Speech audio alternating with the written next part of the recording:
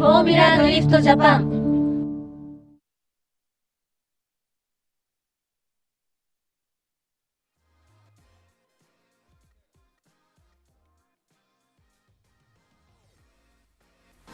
2022 G-SHOCK プレゼンツフォーミュラドリフトジャパンラウンド6。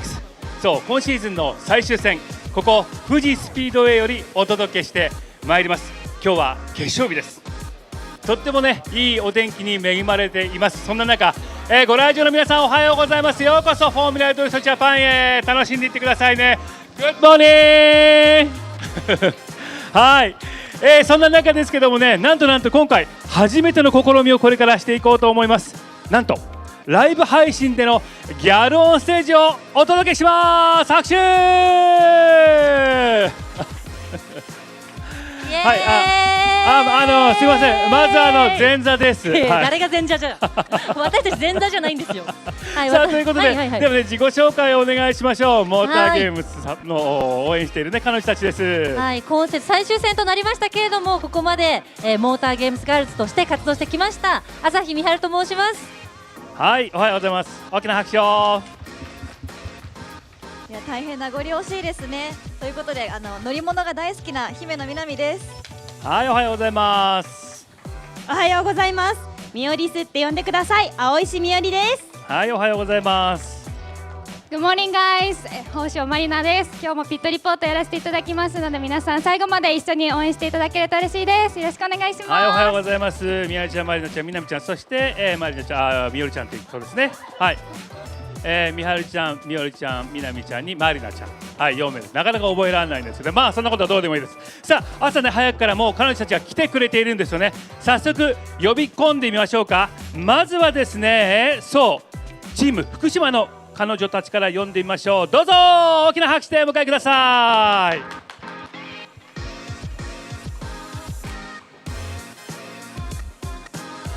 さあ今ね、このステージトラックの方に上がってきますよ。とっても人気の彼女たちです。どうぞ真ん中の方に。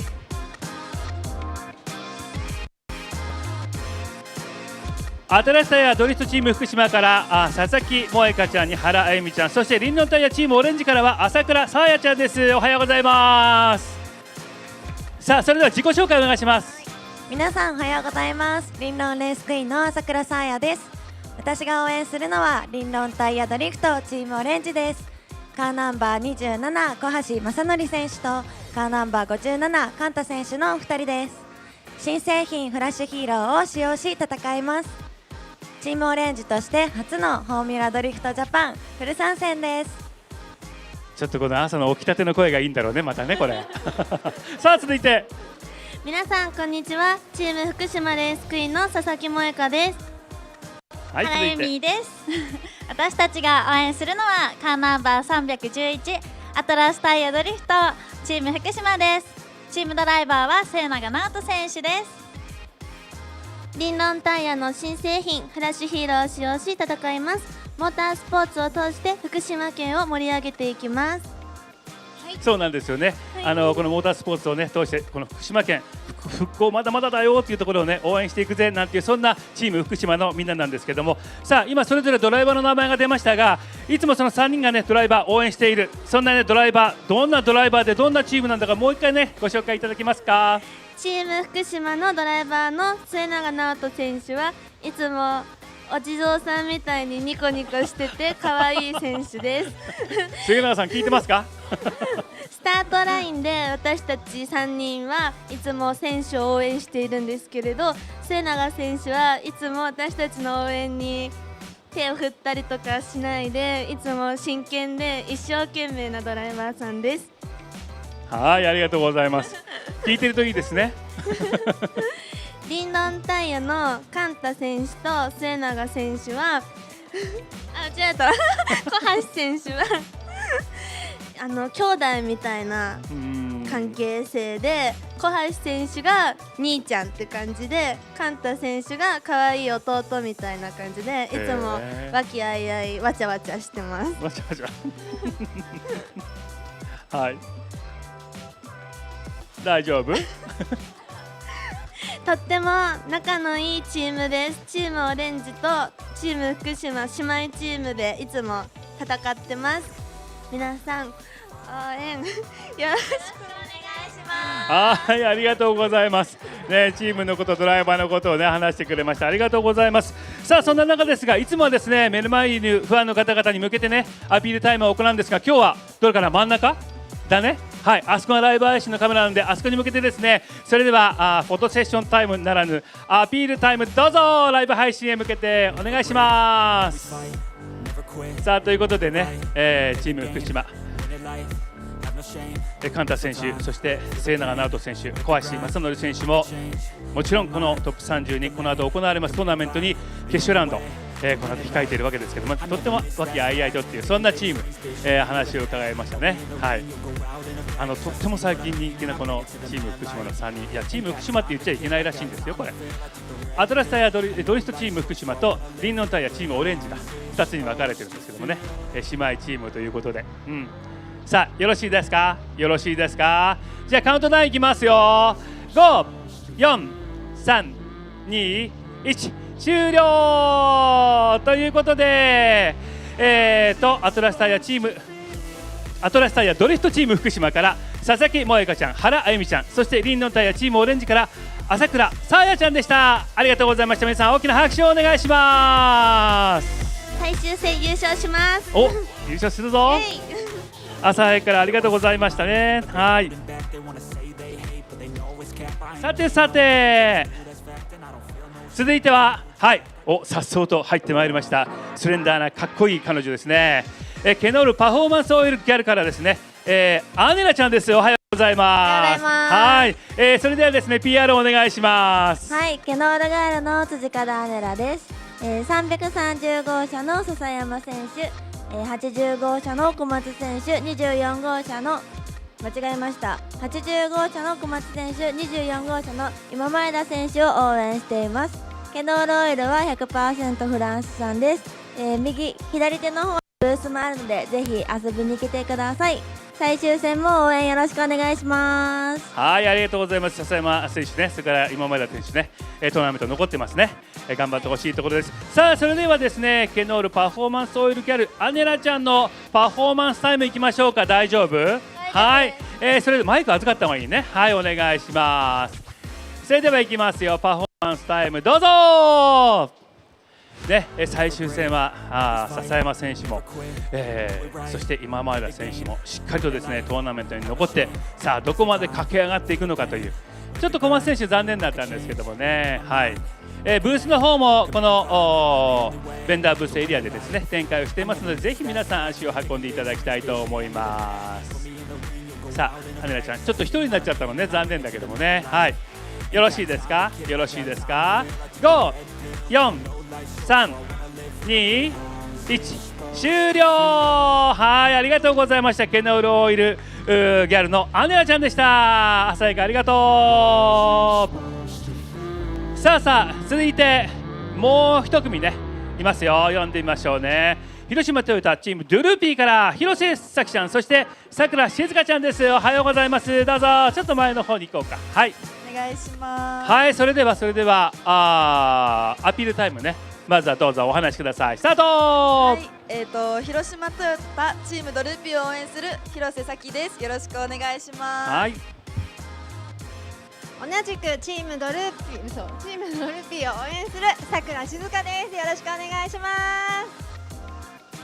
さあチームの方はどうなってますか、このトーナメント。はい、予選は石川選手が3位通過で松川選手が2位通過ですごい絶好調なので、今日は決勝1位を目指して頑張りたいと思います。はいね、昨日は本当に予選で危うくはワンツーなんていうね、はい瞬間があったんですけども、松山選手ね捉えてしまいましたが、今日の決勝ラウンド本当に楽しみなチームです。さあそれでは行きましょうか。マイクをね預かっちゃいましょうね。はい、それではパフォーマンスタイムです。どうぞ。ね、今シーズンドゥルーピーはね初めてかな、お二人は来るの確かね。はい、ぜひですね来シーズンもスタートからね、開幕からレギュラーステージをですね飾っていただきたいなというふうに思いますけどね。はい、松川選手に石川選手どこまで駆け上がっていくのか、やもすればというね、そんなシーンもあるかもしれません。楽しみですね。さあいいかな初登場ですからね、きっと注目されてるんじゃないかなというふうに思いますけどもね。さあそれではお時間です。カウントダウンいきますよ。5、4、3、2、1終了ということで、広島トヨタチームドゥルーピーから広瀬咲ちゃん、そしてさくらしずかちゃんでした。ありがとうございました。最悪大きな拍手をお願いします。さあということで、ここまでかなということですね。はい、こんな風に朝初めての、はい真ん中いいんですか。どうぞはい、朝一ね初めてこのギャルオンステージをライブ配信でお届けしてみたんですけども、どうだったでしょうかね。どうでした？ちゃんと可愛く映ってるか心配ですけれども、まあ朝一だからな。はい、カメラの向こうの皆さんにも私たちの可愛さ、ギャルオンステージのね華やかさが届いたらいいなと思います。まあ彼女たちは平気ですけど、君たちは大丈夫ですか？なんでですか？私たちのアピールタイムはないんですかね。していきますか？いいんですか？時間だ。おーい。まあね、今シーズン本当にねこの4名がですねこのフォーミュラドゥスジャパン盛り上げてくれました。モーターゲームスの方もねたくさん出てね盛り上げてくれていますんで、最終戦です。ぜひまたこの決勝ラウンド一緒にこう盛り上げてね楽しんでいただきたいと思います。ということで、初めての試みでした。朝一番のライブ配信ギャルオンステージでした。ありがとうございました。ありがとうございました。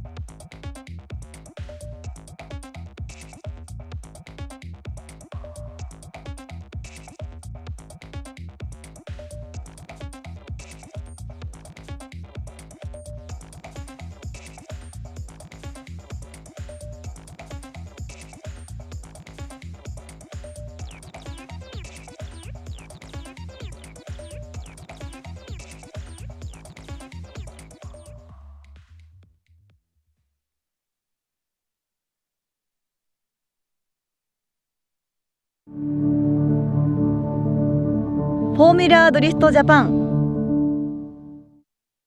革新のカーボンベゼル、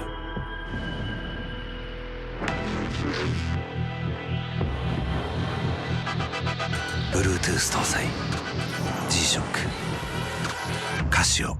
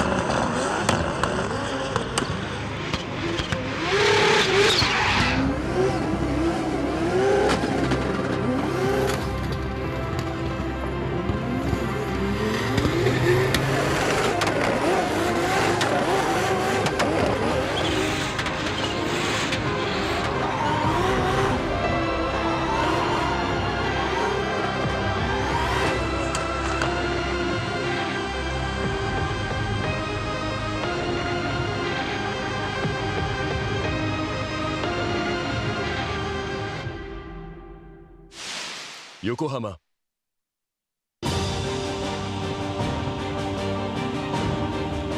The brightness, called brilliant, blinding and vivid, Valentine.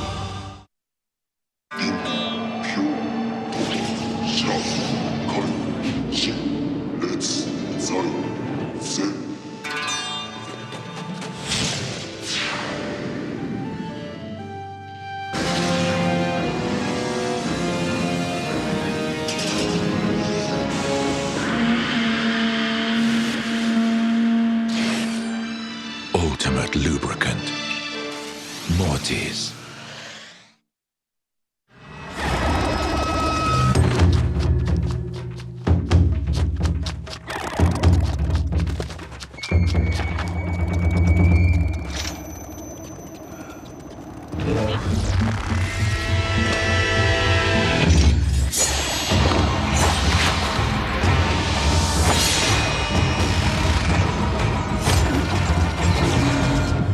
Made in Japan.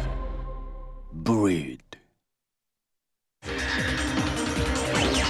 伝統と革新、小倉クラッチのテクノロジーを凝縮、チャンピオンを取るためのクラッチ、小倉レーシングクラッチ ORC。 究極の静かさと安全性、オンロード、オフロード、世界中で活躍するケンダ。その信頼を支える静音性、安定性と対摩耗性、世界が認めた技術と信頼を街乗りである。高品質と納得の価格、タイヤのポテンシャルをあなたに。ケンダ。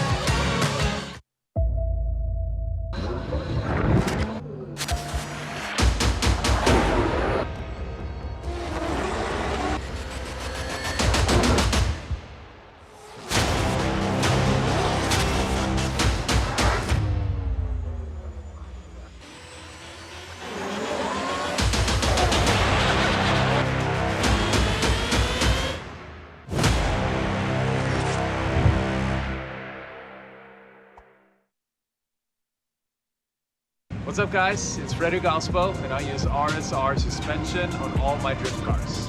I love RSR. Iyo RSR Ichiban.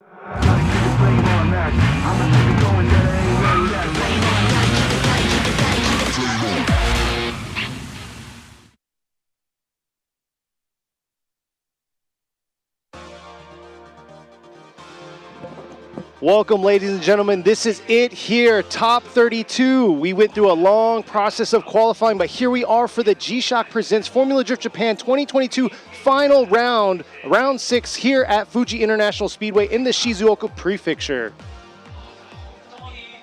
Just as you said, this is the final round, and thank you for joining us after an exciting qualifying session we had yesterday. We still don't know who's going to be the champion, and you guys will witness that today here with us. But before that, we're going to go ahead and do the top 32. There's going to be a short break in between it, then we're going to come back to the top 16. Let's go ahead and introduce to you guys. This is Tom Saiba to the right. He is the Japan side live stream commentator, and also the PA commentator. And next to him is Yoichi Imamura. He is also a commentator, but he's one of the 3 judges that are here today with us. And right here to the right of me, or on the left of the screen, that's Kenny Harris. He's the commentator to the English side. I'm a commentator on the English side, and one of the judges, Rob Nishida. And next to me, all the way from the USA, is Ryan Sage, the boss man of Formula Drift USA. Welcome. Yeah, it's been amazing, Robbie. Thanks for that beautiful introduction. It's been a lot of fun sitting next to you guys, and really enjoyed the event this weekend so far. I got to tell you, like, coming into this, having spent less time, staying up till 2 or 3 in the morning watching the show, looking at how the championship is kind of laying out is super interesting. I mean, the spread on the top 5 guys is very similar to kind of what we had at certain parts in the U.S. season. So, yeah. Looking forward to seeing how it's going to go down. I'm excited too, and I'm excited for you to be here. Thank you for coming from all the way from the States. And here you go. This is our beautiful facility that we're at, Fuji Speedway. Yeah, you can see right there, we're right there on the top of the hill in the truck, best view in the house, and man, we have the best backdrop to finish us off here for the 2022 season. Now let's look at the top 5 qualifying runs from yesterday. This is qualifying number 5, car number 57, Kanta, with a 93-point run driving JCX 100 Chaser, Long Tire Drift Team Yes, way to end the season with a lot of 90s, all top 5 drivers that qualified got in the 90s. So that's, I think, the most we've had all year round. And I believe Kanta is currently second, third right now. But next up right there, he's qualified 4th with a 94. You have Wataru Masuyama. He's right now sitting 2nd in point standing. So this is definitely going to be an important part of getting into the top 16 to solidify his spot possibly for podium. Yeah, and they're all 3 points away. So to qualify, they're all in the high top 5 qualifying. So they all got points. So they're still really close. The qualifying number 3 is car number 33, Junya Ishikawa, with a 95-point run, driving the brand new GR86 from Hiroshima Toyota Team Jupi. Now that was a very impressive run, and I think he was the first one that made it to the 95-point area. But speaking of Team Droopy, Hiroshima Toyota, they both are sitting at 95s qualifying. His partner himself right here, Kazuya Masukawa, he just slivered right by, getting a little bit higher score on his second score. But look at that right there, beautiful run, an A85, keeping it alive. Hey, so the top 3 cars that qualified here yesterday is all 86s because this is the brand new build they have this year, GR86. Currently points ranking leader at the Formulas of Japan Series with a 96-point run from TMAR GR86. It's car number 10, Hokuto Matsuyama.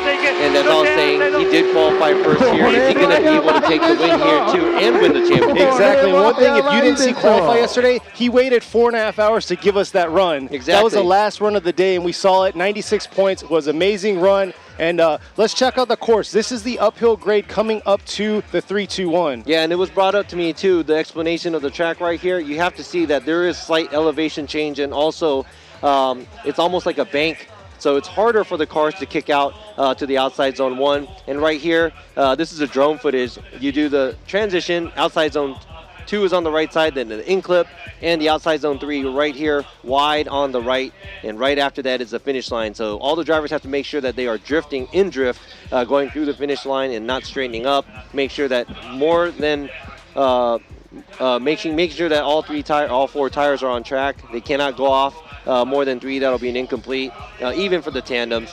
Going to be very exciting, and it's going to get really, really smoky because there's a lot of throttle, and there's hardly nowhere where they're going to be decelling.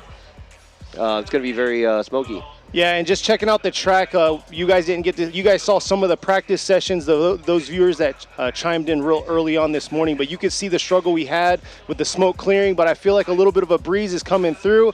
But I must say, the weather here, back-to-back days, beautiful weather. What a way to end a season here. 1, we got Fuji as our backdrop. 2, we have a beautiful facility. And 3, most of all, probably the best weather you can ask for. Nice, cool, but there's crisp. Like no clouds. Like this is nice to, I mean, this is perfect to be out here, and thank you for the people who are out here, all the spectators. We do have a good amount of people watching, and also thank you for you guys for tuning in 2 days in a row. Some people just joining us today for the tandem. Well, thank you for watching, and hopefully you guys, we won't bore you guys too much with our talking till the end. And if you haven't seen the bracket, go check it out on the social media, Instagram, all that. Check it out, see how it is. It's a huge mix-up from what we're used to. We usually see it where we can like, oh man, this looks like stronger than this side. But this time, it's all spread around. All the drivers are all over the bracket. So it's going to be an interesting top 32, but it's going to be a really exciting top 16 for sure. Yeah, and I think the top 3 drivers are all on the left side of the bracket. So, and one, I think Kohashi is on the right side, and he is maybe about 10, 20 points behind. I got to say, though, you got the teammates, Daigo Saito and Hokuto Matsuyama.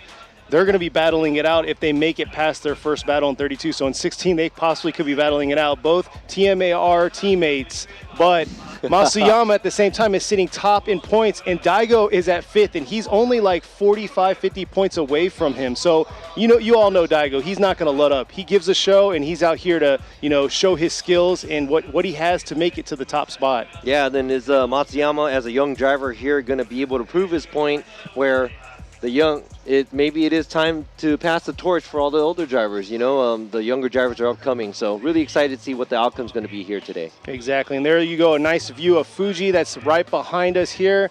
Definitely picturesque, perfect spot to get a nice picture. If you come out here, facility's amazing. We have our vendors set up, but you are here watching Top 32. This is the final round of the G-Shock Presents Formula Drift Japan 2022 season. Top 32 is about to start. I'm super excited. We're probably like a minute away.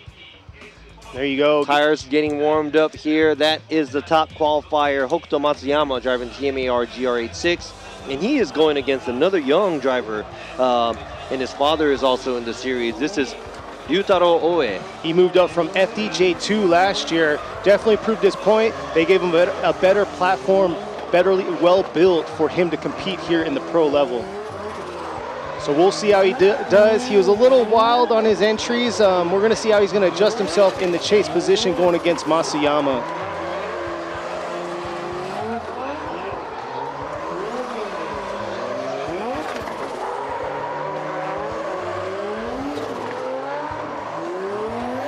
So that's Matsuyama, by the way. Yeah, Robbie he just I know it's critiqued hard. me. No, it's hard. Masuyama and Matsuyama, they're both 1 and 2 right now. The T is very defined, I gotta say. So maybe we should just start calling them by their first name. Yeah. So Hokuto Matsuyama. Hokuto or Wataru Matsuyama. Yeah. But looks like they are ready to go, lined up to start us off for top 32. Man, this is the last time we're gonna see the pros in top 32 here. So let's see how it's gonna go for these two. Who is gonna make it and who's gonna fill that first slot into top 16? Ooh, I'm getting nervous. So you got the TMAR, GR86 got a 96 point for his qualified run, lead run right there.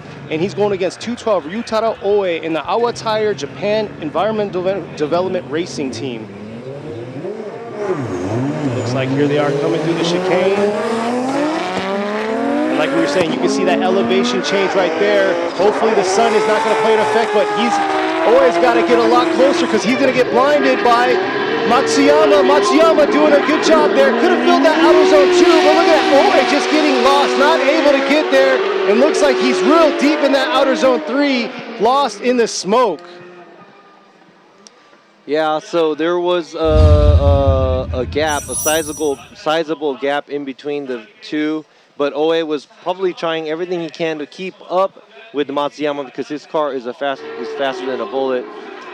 Kind of misses outside zone 2, dives into inside clip and finishes off wide. But at the same time, I was able to see that Oe was running. He was mimicking the line, but at the same time, it doesn't look like he was able to get any closer. Also got a little bit too wide on the inside clip. Oh, you know what? Yeah, there you go. it looks like yeah, it looks like Yep. he overshot that inside clip and may have came 3 tires off to that outer zone 3. But you can see early on, Oe struggled to try to keep up with Matsuyama because you can see him kind of burning tires from the start.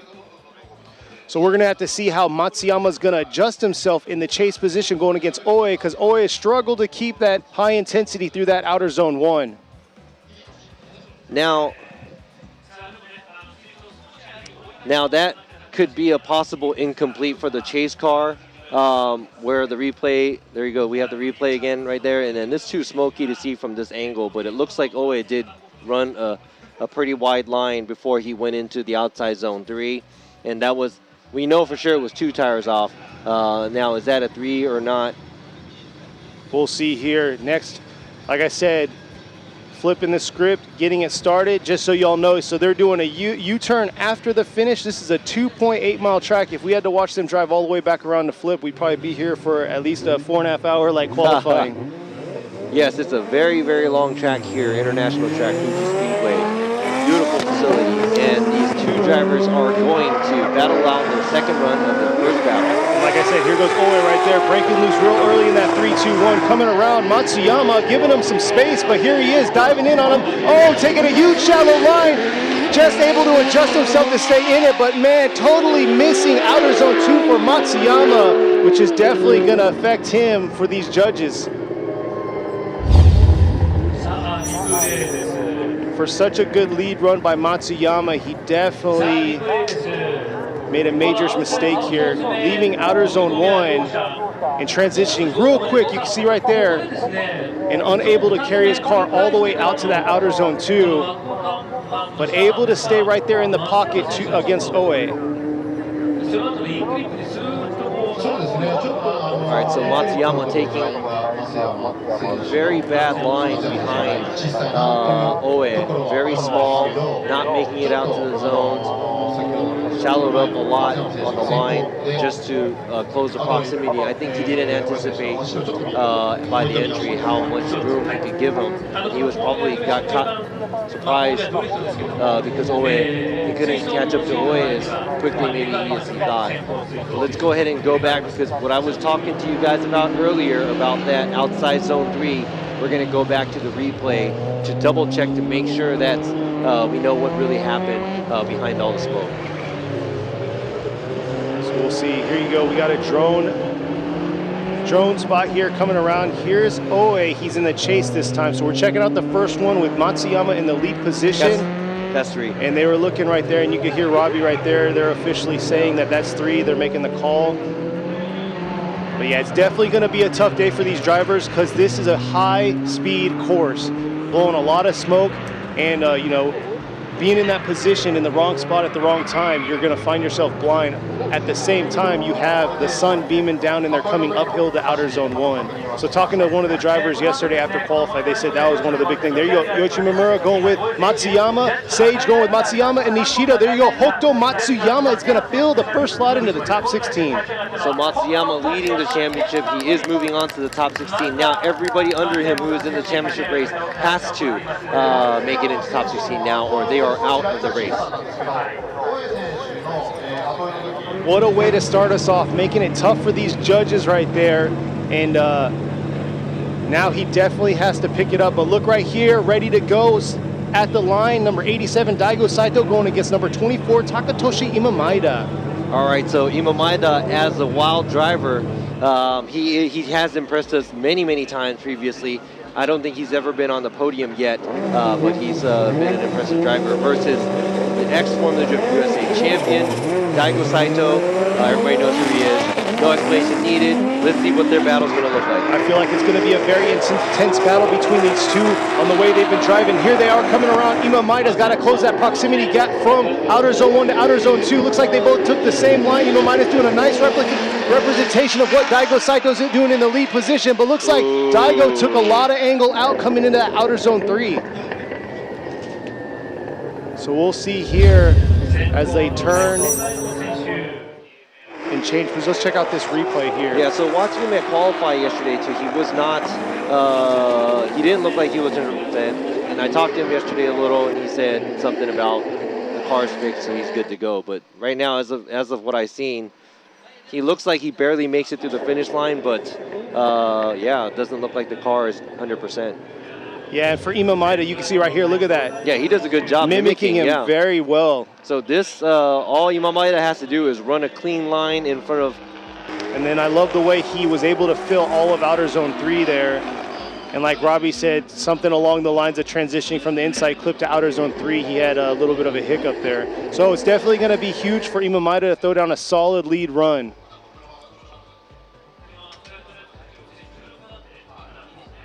So we'll see here. Daigo currently sitting 5th in the point standings overall.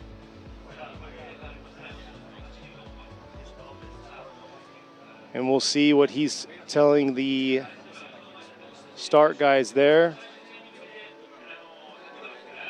There you go. You can see Imamaida throwing hard angle there through that outer zone 3. Oh, so there is a little, I'm not sure if they're going to call a 5. Maybe there's something wrong with the car. And y'all can it looks like he's going back to the hot pits. And you can see, like Robbie just said, so right there by the start line is a hot pits. All the teams have their own station out there because the location where the actual pits are to the start line is a good distance away. So they have these hot pits set up so they get their quick fixes in their 5 minutes timeout taken care of. There you go, one of the canola oil girls. Yeah, so that's a competition timeout by Daigo Saito. We knew it, we saw it. You know, the car didn't look like it was 100%, and I'm pretty sure, you know, being able, you know, this is the last round, and even if it's a 32, he's at a disadvantage right now because of the car performance. He wants to make sure that the car is 100% because you still don't know what's going to happen with drifting until you do both battles. Yeah, exactly. And he's been suffering a little bit of mechanical issues, been able to figure it out and get himself into the top 32 battles, branching himself out to the top 16. We'll see how his team's going to fix the situation that he has now. But Imamaida's definitely got to keep his game face on and have a good understanding that he has to make a solid lead run because there was a slight mistake made by Daigo Saito in his lead. And there you go, they're checking out the car.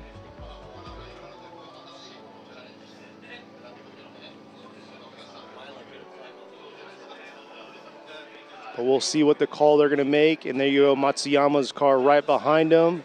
Both duplicate cars, beautifully built cars, amazing color to these. They pop amazing in the sun.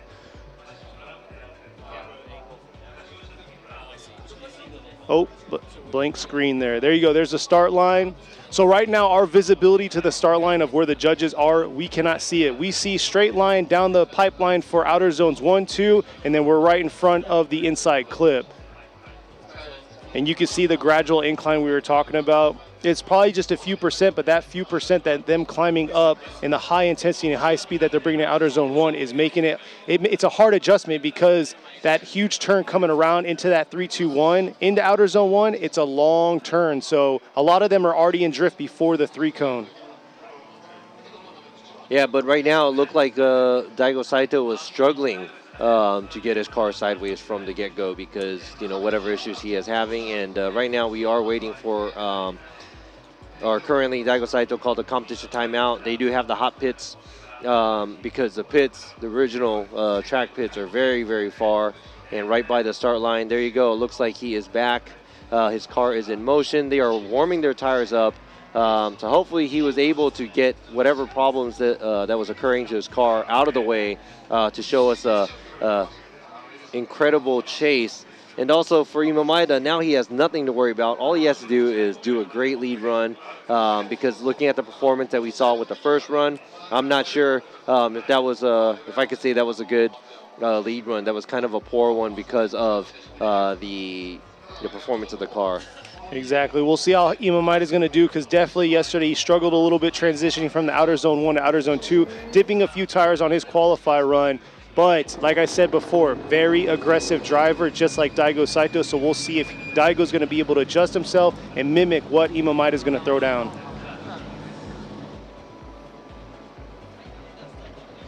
All right, so now we're about to get started for the second half of the second battle of the top 32.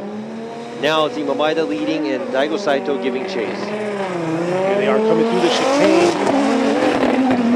wrapping around, approaching this 3-2-1. And look at Daigo early on, keeping a closer proximity, coming around that line right there. Nice job by Imamaida in the lead. And look at that, throwing smoke, but it looks like Daigo's adjusting himself through that transition, coming around to this outer zone 3. And man, Imamaida just throwing a smoke trail for days.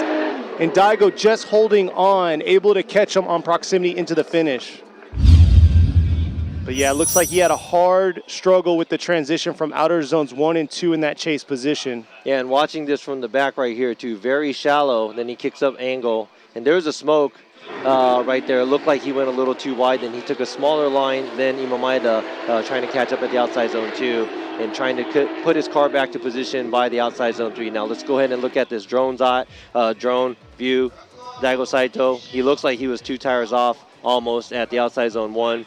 And lack of angle right there to keep up to Imamaida. Imamaida does open up the gap right there from the inside clip.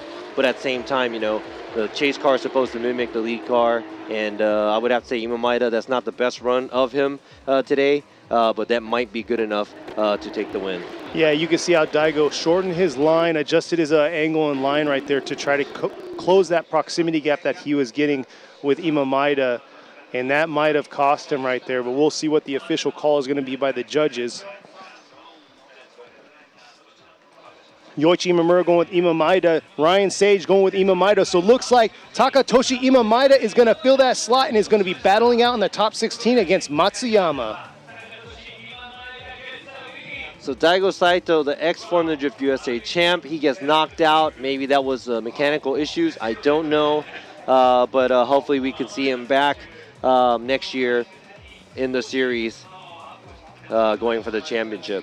Oh yeah, he's always entertaining to watch, so hopefully he'll come back. But here you go, another entertaining exactly, another entertaining driver, and then a driver that's been here since day 1. You have Andrew Gray in his Lexus RC with the Team Kazama Power Vehicles team going against Tadahiro Fukada, the guy that's been here from day 1, gentle giant, and a very, I must say, safe driver, but he's able to fill the spots and make it happen. So here they are coming around. Let's see how Andrew's going to do. Missed last round. Is he coming out with some flair? And look at that right there, smoking out Fukada. And Fukada just doing a Sunday drive, not able to get close to him in that proximity, just gapping him the whole way. Not the tandem battle we want to see, but man, Andrew doing a solid job right there, throwing down a smoke trail. So a few things we want to point out right here. The lead run and the chase run, there's a sizable gap, but Andrew Gray doesn't make it all the way to the outside zone 1. little bit of room in outside zone 2. And right there, he fills outside zone 3 fairly well. So I wouldn't have to say he was running away. He was just doing his own thing. There was enough angle. There was a lot of throttle. It's just that Fukada wasn't able to keep up, and he had to cheat the line a little bit, try to get closer. He does take inside clip a little wider, and there he goes. Yeah, and I'll give you that. I've seen on TV type of deal right there. Exactly. A transition that you're going to see from outer zone 1 to 2. Andrew was able to get that car flicked back around and had nice angle coming in that inside clip. And like you said, he didn't get all the way out there. He was maybe, you know, a few inches off, but it still wasn't to the point where he was racing, cheating the line to the point where he was running away from him. But we're going to see how Andrew's going to adjust himself, because Fukada is, you know, like you saw right there, maybe he's underpowered against Andrew right there, but we're going to have to see how he's going to adjust himself in the chase position going against Fukada. Fukada's in the Tanaba SSR Team Dunlop JZX 100. And a reminder to you guys watching too, you know, this is, you know, the cars are very fast. There's a lot of grip, and it's a very big track. But we're not looking for the car to run away or who's faster. We're looking at who could run a lot of angle on the line that the judges are asking for. But right now, I just heard that Andrew Gray just called a competition timeout. Wow, so that's a competition timeout by Andrew Gray. I mean, it looked like he did a solid run. I don't know if there was some kind of discomfort or anything that he had while he was in the car. Looks like Fukada's already on the line, and I think the competition timeout already has started. So we'll see here. Robbie's going to get some more information on this competition timeout, but you can see how Fukada is ready to go at the line. Yesterday during qualify, Fukada suffered some mechanical issues. I'm not sure what the exact issues were, but you can see right there Andrew Gray's team going at it. They've been busy all weekend. They have, I think, 7 cars competing, so these guys have been busy all weekend long, making sure that these cars are ready to go. They have all their foreign drivers ready to fight it out. All right, so it looks like they're messing with the coil, so I'm not sure if there's like a sputter or anything. And I'm not sure if they got extra coils, or maybe it could be plugs, whatever it is. 4 minutes and 30 seconds left for the competition timeout. They have to figure it out, because, man, if one of those cylinders don't fire for a split second, that could actually cost you the whole weekend as well. Exactly. So they want to make sure that the car is going to be on par. Yeah, with the size of this chassis, he says it grips up quick if he lets go. But there you go, a little less than 4 minutes left right there. You got James right there making it happen. Looks like they started it back up, and James was given the no-go, so looks like they're readjusting everything. Hopefully they can find out what the issue is in the next 3 minutes, because he had a solid lead run. He's just got to get back out there on the line. And like I said before, Fukada was unable to make his first qualify run. Not sure what exactly happened with his car, but then he was able to make his second qualify run, throw down, and was just able to make it in the top 32. And you can see right now, looks like they're checking the back too, because that might be where the issue is at. Man, such nerve-wracking situation to be in right here for these guys. And you can kind of hear what's going on. They're kind of talking back and forth. Man, I got to give it to them. Hands down to the mechanics, the team, behind the scenes that makes it happen. This right here shows you how much goes into making a team a championship team. Andrew Gray, 4-time champ. He's missed a few rounds this year, but he's coming back out here to show that he still has a fight, and hopefully we'll see him next year to make sure he's going to get that top podium spot for the championship. And I told them earlier on this weekend, I think it was yesterday I went by, it's like I love coming to their pits. It's much more livelier. You know, with the COVID situation, a lot of his mechanics from out of the country weren't able to come in and help out and work at the shop, but it's nice going back in there, seeing the vibes. It's definitely changed. A lot more smiles in their face. And if you get a chance, definitely go out to Abisu, stop by their shop, say what's up to them. A bunch of nice guys, definitely cool. And And yeah, get some awesome drifting in too, because Ebisu is the mecca of drifting in Japan. Man, so that's 2 minutes, and maybe they're replacing all the coils. I'm not sure, or maybe it's the plugs. Ooh. Are they changing all the plugs? Not all of them. It looks like those back two is the ones that they're messing with. The other front ones, I think they diagnosed that they were perfectly fine or fine. This is very nerve-wracking right here. Oh man, just imagine what's going through the driver's mind waiting for this, and they only have a few, I mean, less than 2 minutes left as of now, so. Didn't we talk about it? Like when you were in competition, you said you were just driving off of like 4 cylinders or something. Before, yeah, we just turned up the nitrous. Yeah. And then I actually qualified pretty good. So. 1 minute left, but yeah, he qualified really good, and Robbie's like, man, maybe I should run this car with 4 cylinders more often. 1 minute left. Come on, come on, come on.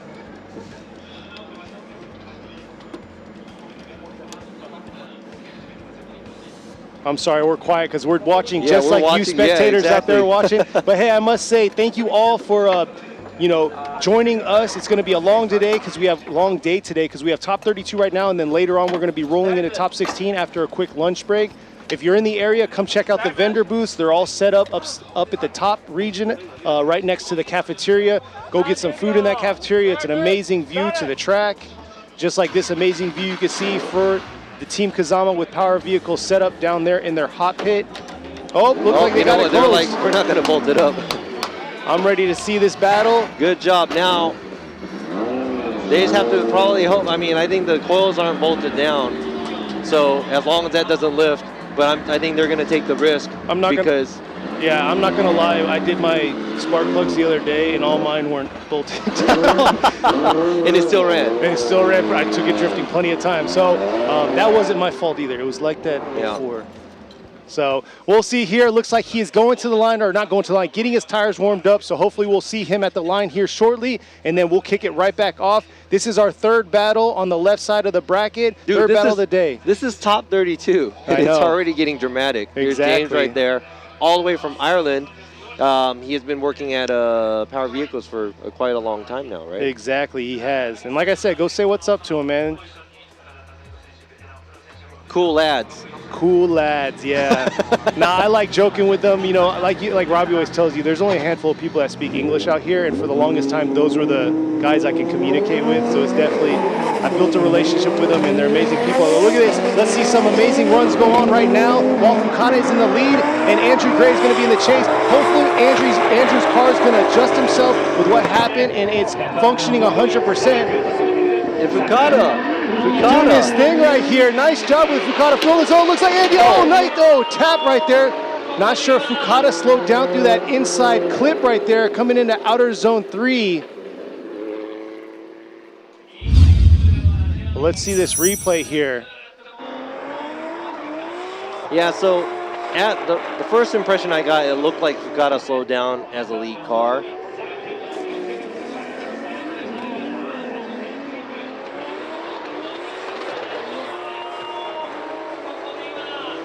Might have to check out the drone footage, see the smoke trail, because that's the big indication on how hard he decelled coming around, transitioning, and leaving that inside clip. You go, here it is right here. Let's watch his smoke trail. Oh. Yeah.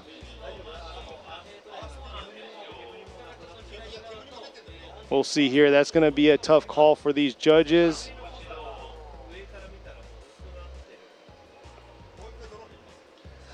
We're going to see if we can get another drone view out here. All right, so right there where Fukada, that was really obvious looking at the drone footage. We're going to go ahead and show you the replay one more time. But I think it looks like Fukada kind of over-rotated. He was overcooking his tires. Up until there, it looked really good, but let's go ahead and check this out right there. A lot of angle all the way outside. A lot of angle all the way outside. Then right here, as you can see, the smoke trail kind of stops. And it looks like Fukada almost lost it, and he let go, or he got off throttle. Yeah, it looks like he was going to overshoot outer zone 3 there, because he came out really hot out of the inside clip and was shooting real wide coming in that outer zone 3. But I don't know if I just noticed it or not. Did he take the wing off during that 5-minute competition timeout? I don't know. Yeah, usually he has a mason. Here you go. There's another replay right there. Yeah, so as you can see, the trail kind of stops, and that's pretty much where there was a contact. So here you go. Imamura going with Andrew Gray. Ryan Sage going with Andrew Gray. And there you go. Andrew Gray gets the win, and he will be moving on to the top 16. So just as you just joined and saw, some of you might think, hey, there was a contact. Andrew Gray hit Fukada, but in our eyes, we saw the replays, and pretty much Fukada was over-rotating as he was going through the inside clip, and he couldn't hold the angle. He had to get off throttle, and pretty much that's an on-throttle zone. Andrew Gray caught up a little too much, but at the same time, that's not where you're supposed to decel, and pretty much we put it on the lead car. That collision happened because the lead car was off throttle. So Andrew Gray moves on this time, and the gentle giant Tadahiro Fukada is knocked out at top 32. Great job all season. Hopefully he's back strong again next year. And let's see right here, the champ himself is going to be going against Benjamin Chiem, coming all the way from Singapore out here. First time driving in the last 3 years.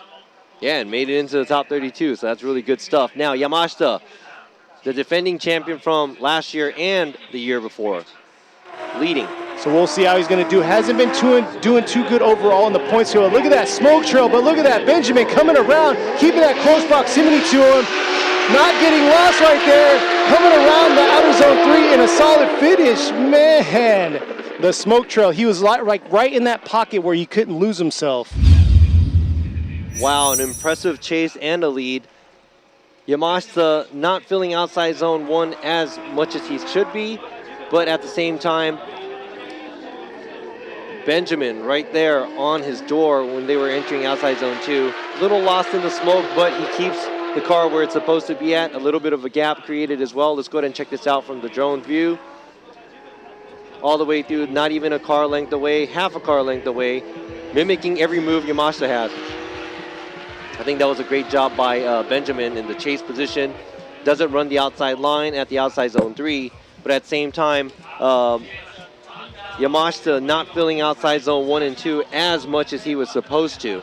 I gotta say, this is kind of ideal to come into coming back after 3 years and again competing against this individual here, because there's a lot of faith you could put into him, so you could give him your best shot in that chase position because of the driving skills that Yamashita gives. And right there you could see filling all the zones.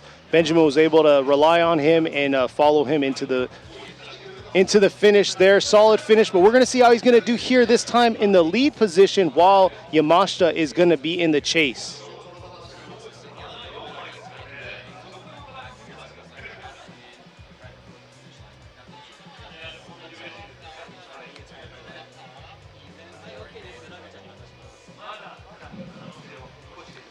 So we'll see here, lined up, ready to go. All right, so as we saw the lead in the chase, I think the chase car did a great job mimicking. Kind of fell off towards the end, but that was closer to the finish line. And I wouldn't say that was Yamashita's best lead run either.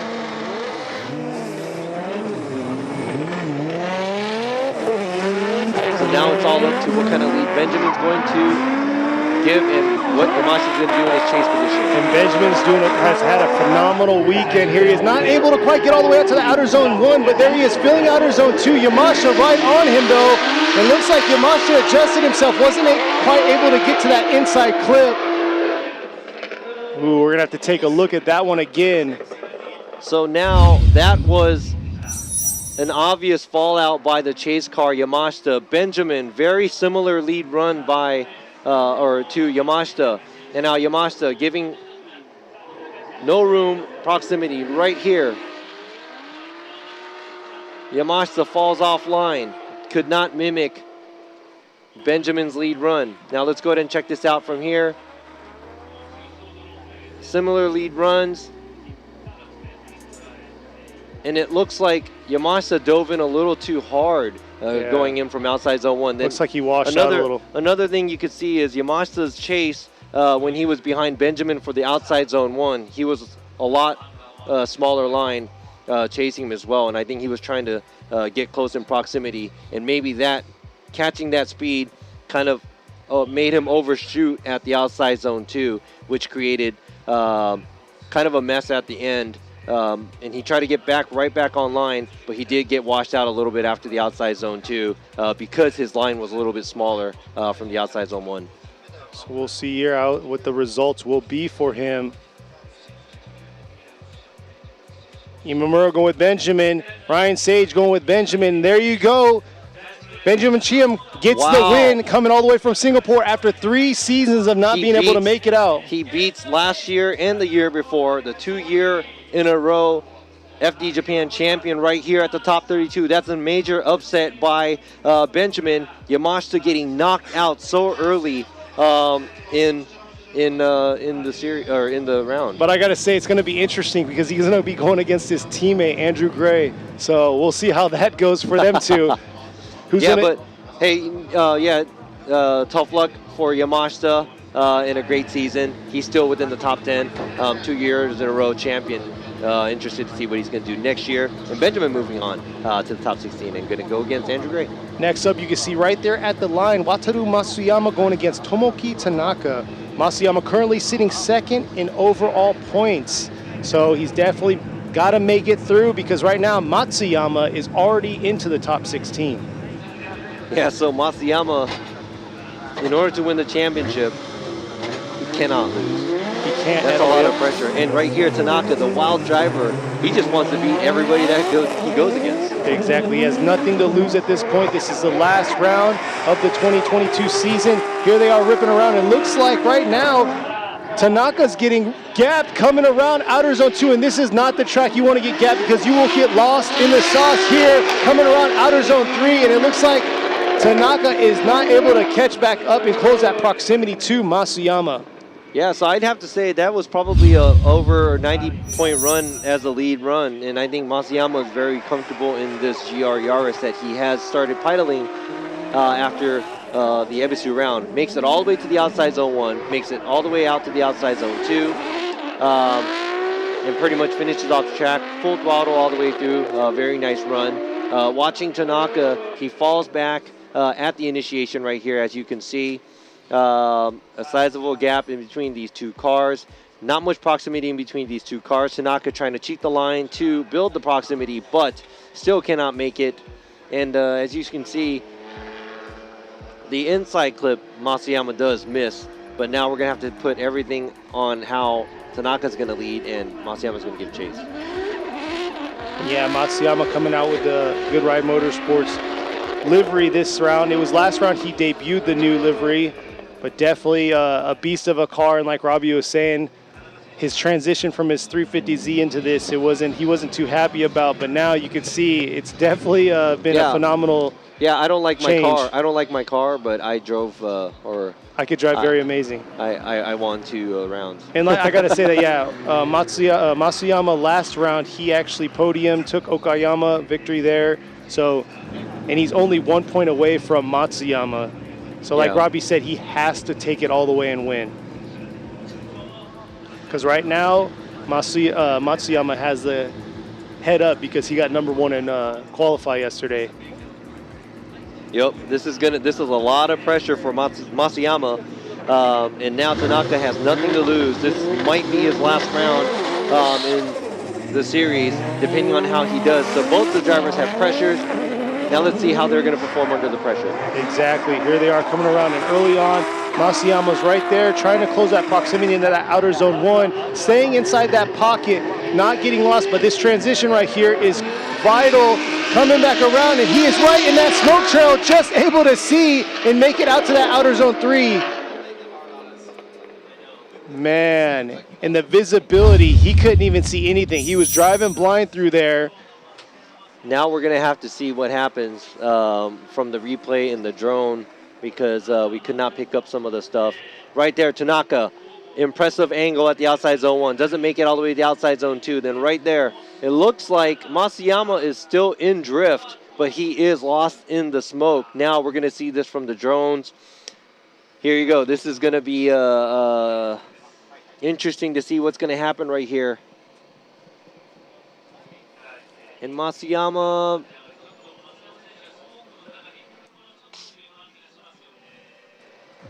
Just making sure he didn't dip 3 tires in that outer zone 3.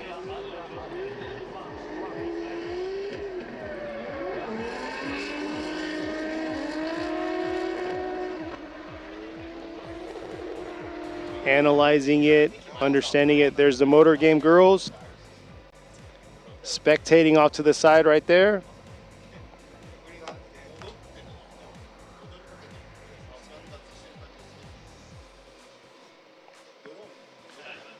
So we'll see, here's another drone footage of it.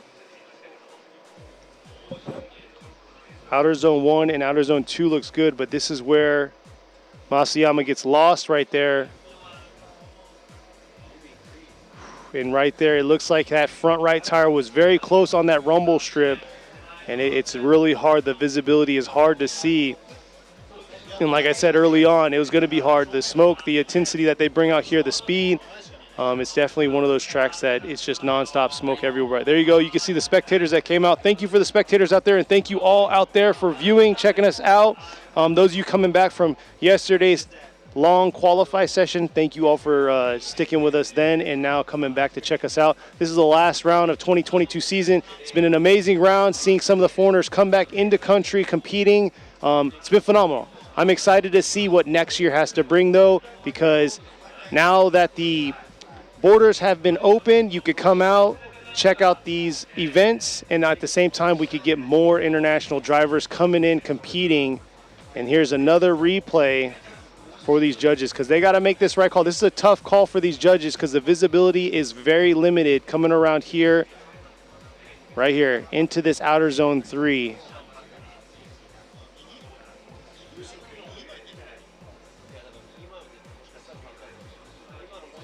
So we'll see here. Here's a slower version of it for them to see.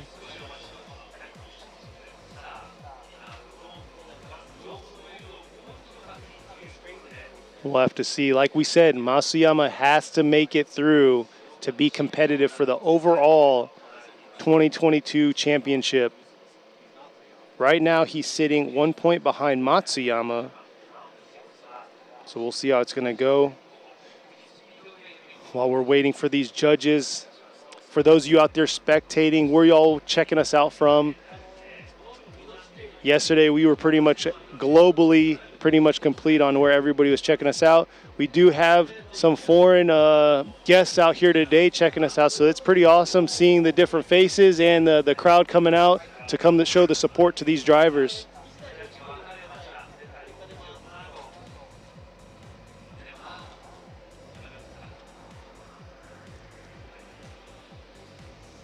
So it's very vital to make that call. If he was incomplete on that outer zone 3, that's going to definitely affect him. But there you go. Like I said before, Motor Game girls, go take some pictures with them when you show up. But we'll see. There you go. Imamura with Tanaka. And what a change in pace right here. Wow. Tomoki Tanaka gets the win, and we'll be moving on to the top 16. Masuyama, that ends his season right there. Wow, and I have to say wow, because it all came down to the replays and what we can see. And there was 2 questionable areas where when he was in the smoke, he looked like he was almost straightening, number 1. And number 2, was he 3 tires off or not? Definitely was 3 tires off by looking at the drone footage. His front right tire did surpass the rumble strip at the outside zone 3. So pretty much, for those of you who just joined, that was a tandem run, but also the cars that are on the track cannot incomplete. If they incomplete, that run pretty much goes to the other driver. And what happened right here was Tanaka, nice job at outside zone 1, transition outside zone 2, then right here, I think he got lost pretty much, yeah because he was straight up in the smoke trail. Yeah, his visibility went to 0. He was driving blind, and that's very unfortunate. But like I said, that's going to be one of the major factors out here today is the way that they're driving in that trail position, in the chase position, and getting lost. Just think about it. It all came down to this run, and this cost his season. Yeah, he had an amazing lead run too. So that's very rough. But hey, congratulations, he's done a phenomenal job this year. Podium 2 times. So we'll see what he's going to bring next year to the series. But next up at the line, ready to go, is going to be Kodai Sobagiri going against Monkey Ito. Sobagiri's in that brand new GR86 that they built. He's with Shibata Racing Team Cylon Tires going against Ito in the Team Hirano Tires JZX 100. Now let's see who is going to come on top. Brand new build by Sobagiri's team. Dip in a tire look like right there, but coming back around, able to get it, but looks like Ito is struggling to come back around and close that proximity. Yeah, so Ito, a pretty sizable gap behind Sobagiri. And you can see here early on, dip in a tire, it looks like 2 tires there, coming back around, able to hold on there, but Ito, on the other hand, not able to close that proximity from the start.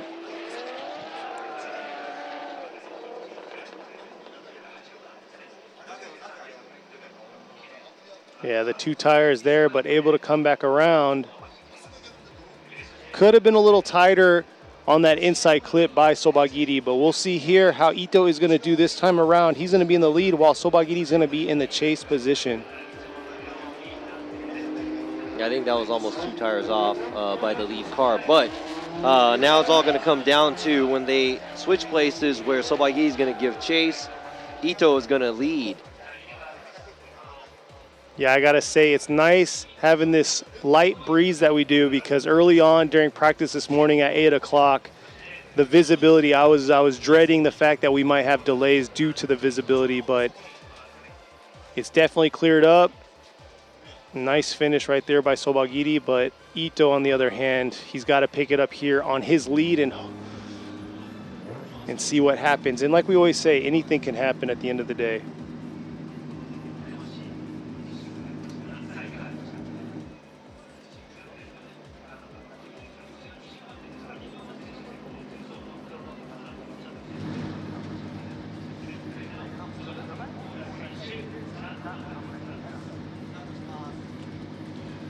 So it looks like they're about to start right now. Ito in the lead while you have Sobagiri in the chase. Who's going to go against Tomoki Tanaka in the top 16? Here they are coming out the chicane, approaching the 3-2-1 here. Sobagiri's got to keep that close proximity. You can see right there early on trying to keep it close here, coming around outer zone 1. Sobagiri real deep, looks like he's a little lost in the smoke, but closing in right there, coming in the inside zone right there, into the outer zone 3. Nice job with proximity overall for Sobagiri.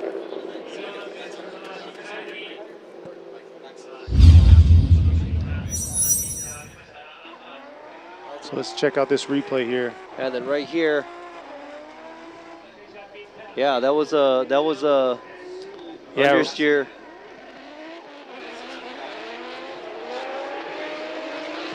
So yeah, we'll have to see.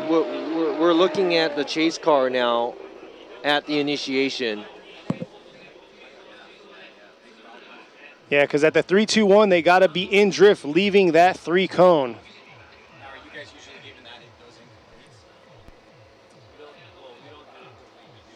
So we'll see here.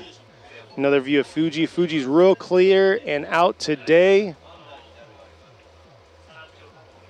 If you're in the area, come check us out. Come check out the vendors, and right there, that's the restaurant that they have looking over the track. Probably one of the best views. You get the view of Fuji and the track all in one. And then right behind there is all the vendors booths. So if you're out here, come check out the vendors. You can see people posted up all around the track. See, so we've been running into, maybe because it is a high-speed track, very technical, like right here. Sobagiri initiates, then he pretty much understeers, going towards the outside zone 1. And obviously, when you initiate, you got to keep drifting. Yeah. And usually you get a understeer, you straighten, pretty much you're done. Yeah, you're done drifting once, and you're reinitiating again. And when you compare, how well you're drifting and how well you're not drifting, there's so many layers there. But when we're talking, like, are you starting to drift from the beginning? Did you stop once and start drifting again? That's a whole different story. And that doesn't even, not even talk right there. And right there, right there. Yeah, it was after that one cone too. So we'll see. Here you go. Let's see the results of it. Imamura going with Ito. Ryan Sage going with Ito. It looks like Monkey Ito is going to get the win. And what a change right there. Like I said, anything can happen until that second run goes through. Well, I mean, Sobagiri would have had it right there if that initiation wasn't like that, where pretty much when he was initiating, he initiated once and he pretty much had to straighten out because there was a shallow amount of angle, or he was trying to get closer to the lead car, I'm not sure. But once you're past the 3-2-1 cone, you should be in drift, and you have to keep drifting, and you cannot stop. And even for a slight second, if you stop, that's an advantage for the chase car, because pretty much driving straight is faster than going sideways. So that would be an advantage for the chase car to close the proximity in the lead car. And that could have been a mistake. That could have been a simple understeer by the chase car. But we are looking carefully because, it'll be unfair for us to not catch that when there's a lead car that's doing what he's supposed to, and the chase car kind of cheats the system a little bit. Yeah, and I think this is the first time Monkey Ito coming into the top 16. Yeah, and I'm not saying that he was cheating in any ways. That may have been like a mishap during the driving and stuff like that, but we have to catch stuff like that. But here we are moving on. Kanta's in the lead right now, going against Sasayama in the JZX 100. Both JZX 100 battle, both chasers coming around the bend. Looks like Sasayama's getting lost early on, and man, Kanta has done a phenomenal job entering in this series, and here he is ripping back around. It looks like Sasayama closed that proximity gap a little, but still not able to make it, and just still getting lost in that smoke trail that Kanta was giving him. So we'll see here. Let's check out the replay. Oh. So Kanta still going for the championship, chasing Matsuyama. Since Matsuyama's out now, he could still move up in ranking as well. Then right here, it looks like Sasayama. We'll see the drone footage right here. So, yeah, there's not much proximity between these two cars. I think Sasayama's trying to do everything he can to catch up. But after he was going through the smoke, well, it looks like he was shallowing up, but looks like they were able to finish the track.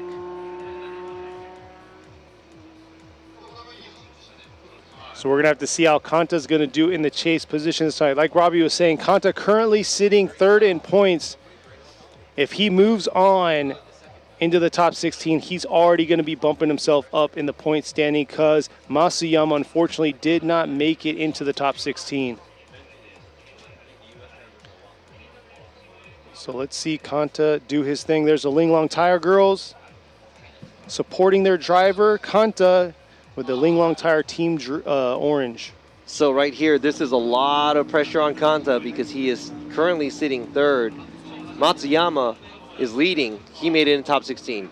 Masuyama got knocked out at top 32. So Kanta and Kohashi, which is third and fourth, they still have a chance to win the championship. Now right here, Kanta just has to do a good chase behind Sasayama. And here they are leaving the 3-2-1, coming around outer zone 1. It looks like Kanta's looking pretty smooth here, but man, Sasayama is throwing down a nice lead run. And look at that, Kanta close that proximity into outer zone 3. And nice finish by Kanta, just solidifying himself right there, making no mistakes, giving a solid chase. So that was a textbook chase run by Kanta. And I would have to say Sasayama did a good job on his lead where he was doing what he was supposed to. Outside zone 1, outside zone 2. A good job. Tries to get on throttle a little late at the inside clip, but Sasayama, I'm pretty sure if Sasayama did that during his qualify, he probably would have qualified higher than 28th place. For sure, and like you always say, a good lead run has a nice, amazing chase after it. And Kanta just doing his thing behind Sasayama, keeping the proximity.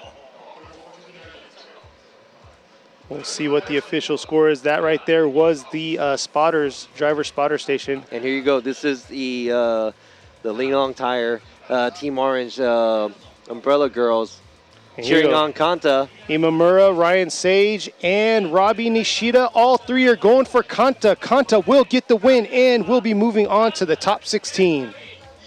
Hey, so that was a good battle, and I would have to say give it hands down to Sasayama for running a great lead run, and Kanta moving on, still going for the championship, but great job by Sasayama. Now, I just noticed right now, just like Matsuyama's case, the next battle after Kanta is Tamagawa versus Suenaga. Suenaga is his teammate, and if Suenaga moves on, he's going to have to go against Kanta. So, this is going to be good too because Tamagawa is very aggressive. Suenaga also from Team Orange. You already know, if you know the name, they're very good chasers and tandem. Very, very experienced drivers. I'm excited to see that though, but at the same time, Suenaga sitting in 8th position, and that's pretty impressive because he missed one round or top 32 because of mechanical issues. I believe it was turbos or something, but that's very interesting. He still has a fight to the top 3 of the overall championship, but let's see how he's going to do against Tamagawa. Tamagawa has done a phenomenal job all weekend.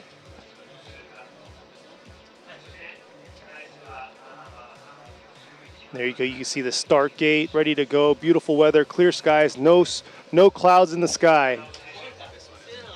Oh, Suenaga calling a competition timeout. I know he had drivetrain issues for practice, but it's going to be a competition timeout.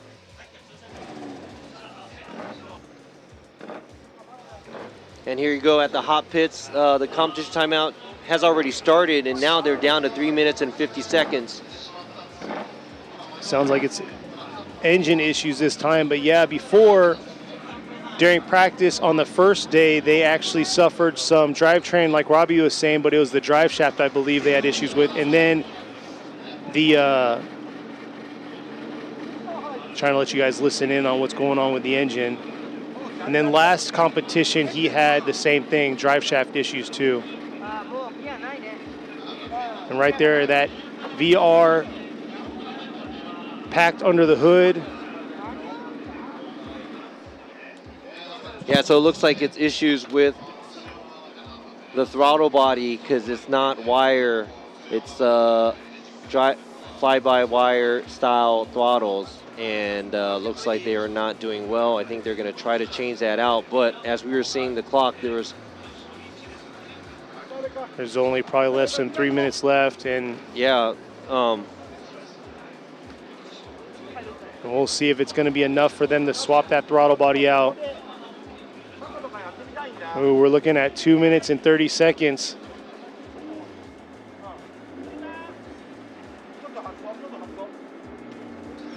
So we'll see here.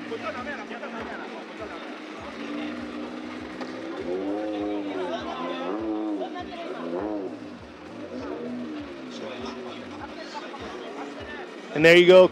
Kohashi right there, his teammate watching over, because all Linglong Tires Team Orange drivers made it into the top 32. And look at that, you can see the support by his driver trying to help out, give a helping hand. Yeah, Kohashi right here. Suenaga being the oldest out of the 3 drivers that are competing in the Team Orange here at Formula Drift Japan. Kohashi is the second oldest and Kanta is the youngest. Kanta looked up to Kohashi as a driver and became a professional. And all hands are on deck. Let's see if they can get it swapped out. Yeah, and as I was saying, then Kohashi looked up to Suenaga and was taught by Suenaga all kinds of things through Team Orange. So they have a generation of drivers here. They all support each other, and they all actually work on cars. They're all very professional drivers, very good drivers. Hopefully, we don't want people to get knocked out because of mechanical issues. And if you're just tuning in, this is the last battle on the left side of the bracket for the top 32. And what a way to start the last battle here, right here, having mechanical issues. You can see right there, changing out the throttle body. They had issues with this before, early on in the season.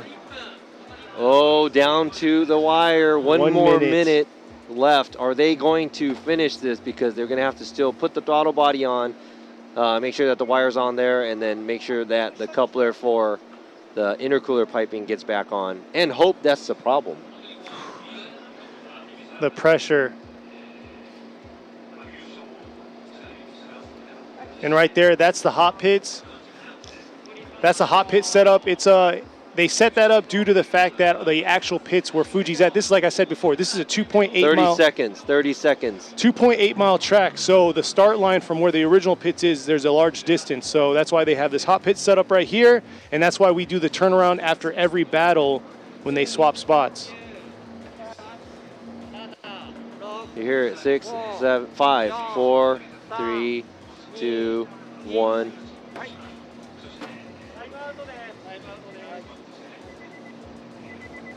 And that's it. Suenaga's season's over, and it really sucks that it ends like this. That's very unfortunate for the Atlas Tire drift team, Fukushima. And you see Kohashi, an upset right here where his teammate could not finish off the round.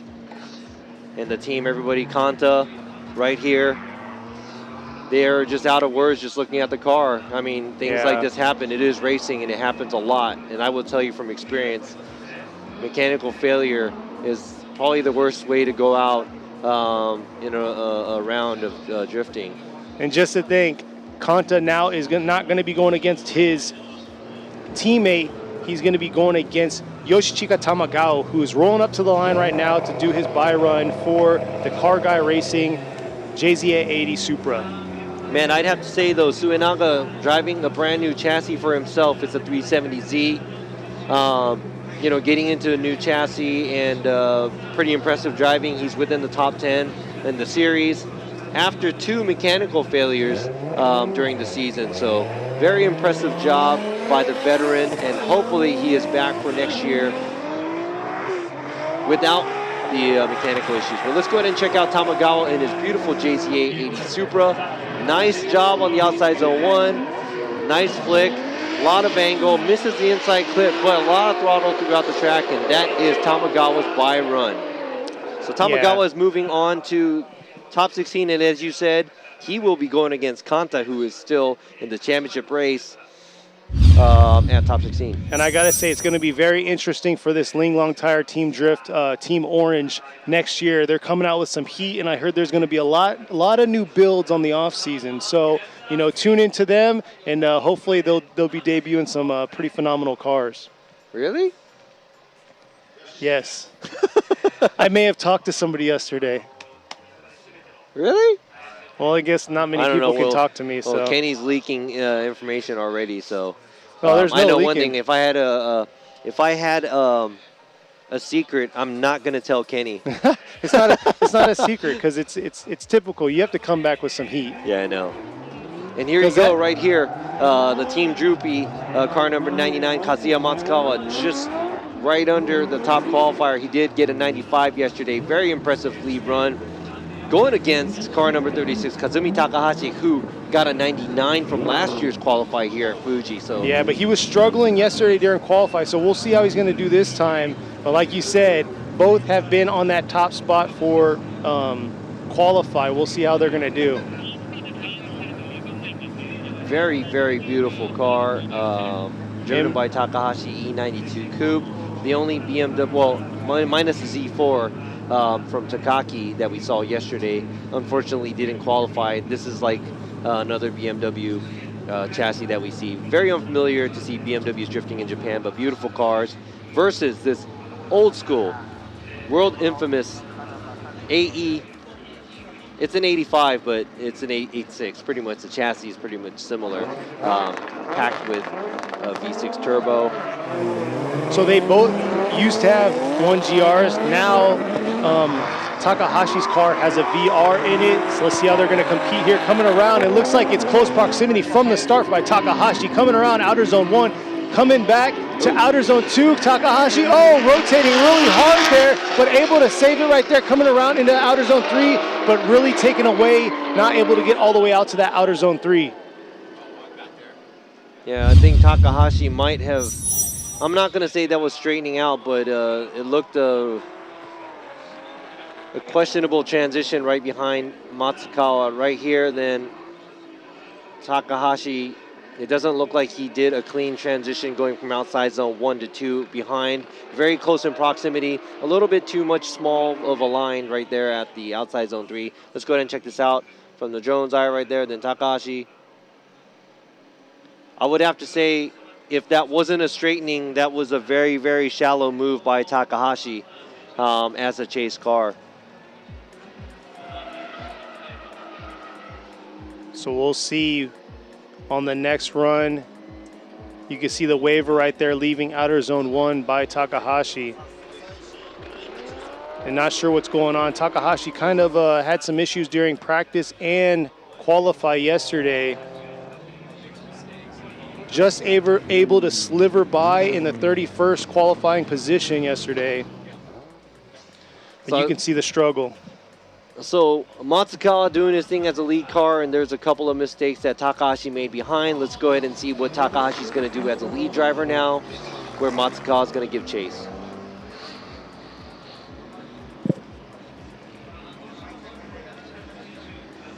Here they are coming back to the line.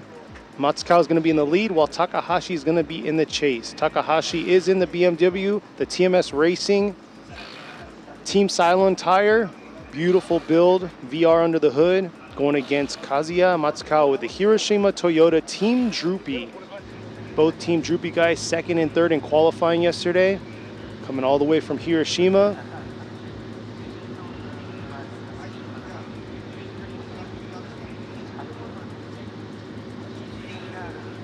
This is the second half. This is the first battle on the right side of the bracket.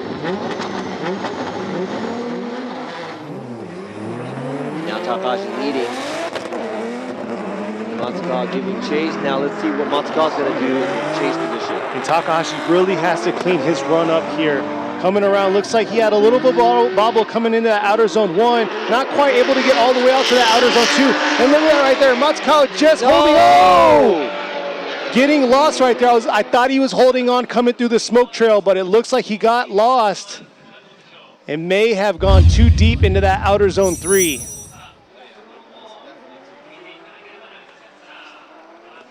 So let's check out this replay. Right here. Coming in way too high. Oh, you can see right there. He was 4 tires off right there into that outer zone 3. Wow. What a change in pace right there. This is the second one we've seen that happen like this, where they did an amazing lead run, but then they turn around, swap positions in the chase position, and just overcooked it, coming out or overshooting outer zone 3 and taking 3 tires to 4 tires off. Yeah, I'd have to say that's, I mean, I don't even know if that was a 3. Maybe that was close to 4 off. Yeah. And the Dunlop girls cheering Matsukawa on, but I don't know if it's going to be a good result for them because of the off course that Matsukawa made. Here you go, Imamura going with Takahashi. Ryan Sage going with Takahashi. Kazumi Takahashi gets the win, and we'll be filling that first slot on the right side of the bracket for the top 16. Looking at the performance Takahashi was giving and showing us at Qualify, and Matsukawa, honestly, I thought that was going to be an easy one for Matsukawa to move on, even though Takahashi is a very experienced driver. But he knocked himself out by going off course, 3 tires off, and pretty much it's over for him this weekend. Yeah, it's very unfortunate because he had a phenomenal weekend with all his solid runs. Yeah, now that the Dunlop girls will be cheering on their other driver who is still in the mix, who is qualified 3rd, where Ichikawa is going to be driving in a little bit. Now let's move on to the next battle. You have Shinji Imamura going against Ken Gushi, coming all the way from the U.S. here in his VR-powered Lexus RC. And here they are coming around. Gushi in the chase position, coming around outer zone 1. Nice job through outer zone. Look at that, hugging him in, closing that proximity early on right there through outer zone 2. And just holding on through that outer zone 3, not getting lost in that smoke trail. Man, so looks like Gushi was giving Uemura a little bit of a room when they started going, but he caught right up to him after the outside zone 1. Kind of taking it easy here. And after here, he is starting to attack towards the end of the outside zone 1, dives right in, doesn't go all the way to the outside where the lead car was, but Uemura also making 2 tires off at the outside zone 3. Good proximity by Kengushi. Let's go ahead and check this out from the drone's view. Gushi doing a good job giving chase, trying to stay on the same line as Uemura up until the inside clip, finding space to attack, keeps good proximity throughout the track. Doesn't get too close, but he does not fall back at all. But right there, Uemura making the mistake by going 2 tires off. That's going to be a sizable mistake for the lead run. Now we're going to have to see what Kengushi is going to do as a lead driver and see what Shinichi Uemura is going to do as the chase driver. Yeah, Ken did an amazing job adjusting himself, leaving that inside clip and filling outer zone 3 while Uemura dipped 2 tires. But we'll see, like you said before, Uemura coming back out here with new livery. You were talking about a new build possibly, but beautifully built car right there. And then you have Kengushi and his amazing Team Kazama with Power Vehicles Lexus RC. I wonder what, I mean, these chassis, the Lexus chassis, you know, I mean, the RC is pretty heavy, but I want to see more being drifted and driven in, you know, competitions. I've seen other ones built outside of the U.S. too, but in the U.S. it'd be kind of cool to see the Lexus. Oh yeah, come out and compete. But here you go, Gushi is in the lead this time. Uemura, he has to close that proximity. It looks like Gushi's just doing his thing in that lead position, filling outer zone 1. Look at that smoke trail coming around outer zone 2. Beautiful job there, ripping back. Oh, Uemura losing it, and Kengushi just doing his thing, finishing strong through outer zone 3 and getting the advantage. Is Uemura's car okay? Let's go ahead and check out and see if there was anything going on where Uemura straightened up. Now Uemura falling behind at the initiation, running a smaller line than Kengushi, then he kind of goes off wider than right there. Huge correction by Uemura. Was that affected by the lead car? We'd have to check out these replays, but it doesn't look like it as of now. Let's go ahead and check out the drone's view. Right there, looks like Uemura tries to get in, but throws too much angle, and I think he realized that he's not going to make it to the inside clip, and he pretty much gave up, straightened, because the angle he was running, it didn't look like he was going to make it all the way to the inside clip. And maybe he did do a transition a little too early before the outside zone right there. Yeah, that was a very strong lead run with a lot of commitment right there. You can see the inside clip coming around, able to hold on and run the rumble strip all the way around into the finish. So here we go. Uemura is going to go right to Kengushi. Ryan Sage going with Gushi, and there you go. Kengushi gets the win, and we'll be moving on to the top 16. Well, the Formula Drift USA veteran Kengushi moves on, and Uemura with the new car here, debuting it at Fuji right here, and I think it was a rebuild or something of his vehicle, but I think he did an impressive job qualifying at 15th. But he was knocked out early. Hopefully he is back for next year. Looking forward to his performance. So next up at the line in the lead is going to be the young buck himself, 13 years old, number 771, Hiroya Minoa, going against number 17, Jin Horino, with his newly built S15 powered by a VR. We'll see how he's going to do here, going against Hiroya Minoa, which he's been doing a phenomenal job in practice, and being 13. 13, but his consistency level is like, it's amazing. It's out of this world. It's But next Marino level. also being the veteran here. Is he going to take out the young buck? We'll see. Here he is coming around the bend here to outer zone 1. Minoa just making it out to outer zone 1, flipping back around to outer zone 2. Nice job there. Horino holding on in that chase position, trying to close that proximity into this outer zone 3 to the finish. Wow, that was a textbook lead run by Minoa. Wide on all the zones, a lot of angle, a lot of throttle, very impressive. And Horino, not bad of a job, but not too close to Minoa. So there was no attack points by Horino. Smaller on the outside zone 1, smaller on the outside zone 2 to get closer to the lead car, but he could not get as close as he was expecting to the lead car. Right there, the drone's view, as you can see. Minoa using the whole track to his advantage, going side by side, making sure that he is close to the inside clip, making sure he is back out to the outside zone 3. Does a great job in Harino, trying to close that gap between these two cars. Does a transition a little earlier and runs a shallower line to get closer to the lead car, but not as close as he was anticipating. You never know, though, until you switch the cars. It's crazy, yeah, and the chat's just blowing up. Really? He's 13? Yes, he just turned 13 not too long ago, so phenomenal driver, but you got to think. And a reminder, he is going to be competing, or he is looking into competing in the Prospect. Yep, in the USA. So that's 4 rounds for this young driver to be in. Exactly. So watch out, USA. This young Japanese driver will be competing in the US Series. Yeah, and go start following social media. See the practice that he's getting in on the sim and everything like that. But he has an amazing backbone and support team with both his parents being pro drivers themselves. So we'll see how he's going to do. Hopefully he does, lay his mark out there in the U.S. because that's his ultimate goal, is to be a U.S. champion. So we'll see how he's going to do here. He's got to beat the veteran Harino to move into the top 16. Now the lead car is Harino, and giving chase is Hiroya Minowa. So here they are coming around the bend. Minowa trying to close his proximity from Harino. There they are, they're coming around. Harino coming around. Nice job through out the inside clip. Ooh, just having a waiver there at the end of outer zone 3 by Harino. And Minowa finding himself not lost at all through that smoke trail. Now we have to concentrate to see who did a better job in the lead and who did a better job in the chase. Right there, Harino does a fairly good job at the outside zone 1 and outside zone 2. Looks like Minowa taking the smaller line at the outside zone 2.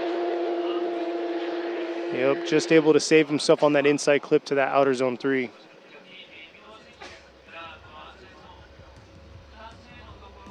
Then misses outside zone 2 right here as a chase car, but tries to get right back on track. Could not close the proximity. So we'll see what the judges call is. Huge mistake by Minowa on the transition here, being real shallow, but able to keep the car in drift all the way through with no major corrections from it. The mistake of the transition from outer zone 1 to outer zone 2. So we'll see what the call is going to be. There you go. Some of the fans that are out here to check out top 32. And like I said before, later this afternoon, we will be rolling into top 16. And that'll cap us off for the 2022 G-Shock Presents Formula Drift Japan Series. And there's the backdrop of Mount Fuji right there on the left-hand side. Right there on the right is outer zone 1, and then right beyond that is where the judges are. So we see the pipeline down from outer zone 1 and outer zone 2. And here's another replay of Minowa in the lead position.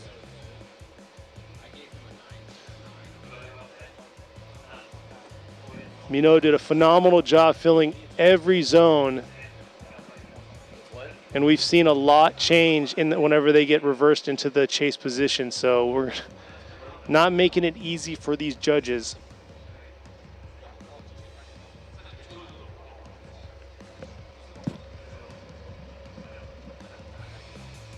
All right, so we were concentrating on... There you go. Imamura going right to Harino. We're getting a one more time by Ryan Sage, and looks like Robbie Nishida's in agreement. So we're going to see a one more time battle between these two, and I see a lot of you out there saying one more time. So there you go, agreeing with the judges. So we were looking at both of the mistakes that they made, both of the lead runs. I would have to say Minowa slightly did better. And now, since Minowa did a better job as a lead car, the chase car, it's easier for the chase car to do a good chase run. Now, Harino's lead was not as good, and he didn't go as wide as Minowa did, but at the same time, Minowa had one big mistake where it was at the outside zone 2, so we kind of mashed it all together, and pretty much that was probably good enough to be a one more time. But I do see why Imamura went with Harino, and I think it was more of like he thought that the mistake that Minowa did, or Minowa made, was bigger and slightly heavier than what Harino did. So next up, Ro Okabe is going to be in the lead, while you have Konosuke Fujimoto in the chase position. Okabe was the first to get in the 90s yesterday with a solid run, but unfortunately his teammate Andrew Gray came through and bumped him down. But here he is coming around. Nice lead job. Ooh, huge mistake, error. Leaving that outer zone 2 right there by Fujimoto, giving him an incomplete on his chase run. Now we have to see the decel that happened, if that was extreme or not by Okabe, because it looks like Fujimoto was catching up to him as they were approaching outside zone 2. But it looks like Fujimoto's on a totally bad line and off tire. Oh, no. Yeah, so, I mean, it doesn't really matter what Okabe was doing as a lead car. It looks like Fujimoto pretty much put himself in that position and choked himself up, where he did take a smaller line at outside zone 1, and he was like a whole car over going to the outside of outside zone 2, dipped the tire, the car over-rotated, and that's pretty much it.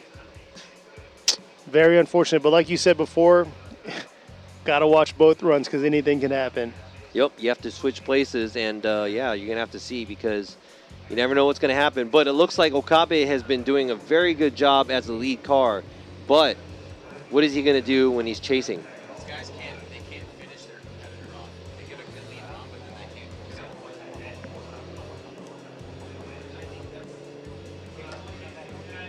So if you're just joining, they're driving back around to swap their roles here, where Okabe is going to be in the chase and Fujimoto is going to be in the lead. This is a 2.8 mile track, so we're saving time here by not having them drive all the way around. There's also a hot pits where the start line is, which you're going to see here shortly when they drive back. And right there, that's the Motor Game girls. Go check them out. Go buy some merch. There's some Formula Drift flags, the ones that they're holding out there at the booth. I believe each purchase, you get one. Don't quote me on that, but yeah, otherwise they have those. Ask about the flags, definitely wave them out there, give us some support. But speaking of support though, thank you guys out there for tuning in, checking us out. If you muted us, that's cool too, but thank you all for the most part. Yesterday I appreciate all the amazing comments and everything like that for the support that we've had the last few years, especially with COVID and me filling in for that time.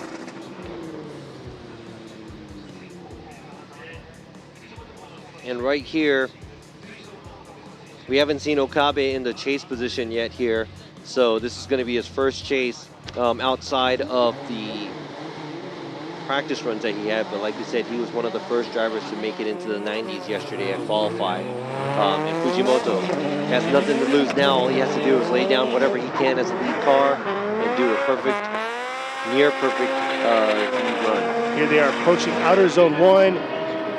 Looks like not able to get all the way out there for Fujimoto, but able to fill outer zone 2. But here you go, Okabe's got to get that proximity closed to, and it looks like right there Fujimoto made another mistake into that outer zone 3, straightening up. Yeah, so that's incomplete for Fujimoto as a lead and the chase position, where Okabe just doing his own thing. And yes, that was a big gap, and it didn't look like Okabe was able to close the gap between the two vehicles. But right there at the outside zone 3, as a lead car, you're supposed to finish off the track without getting an incomplete. And unfortunately, Fujimoto incomplete before the finish line. And I think that's it for his weekend. Very unfortunate. And like you said out there, yes, it is powered by an SR. So still seeing it out there compete. Unfortunately, he was unable to get a successful run in the books. There you go, the official call by all 3 judges. Ryo Okabe is going to be moving on into the top 16.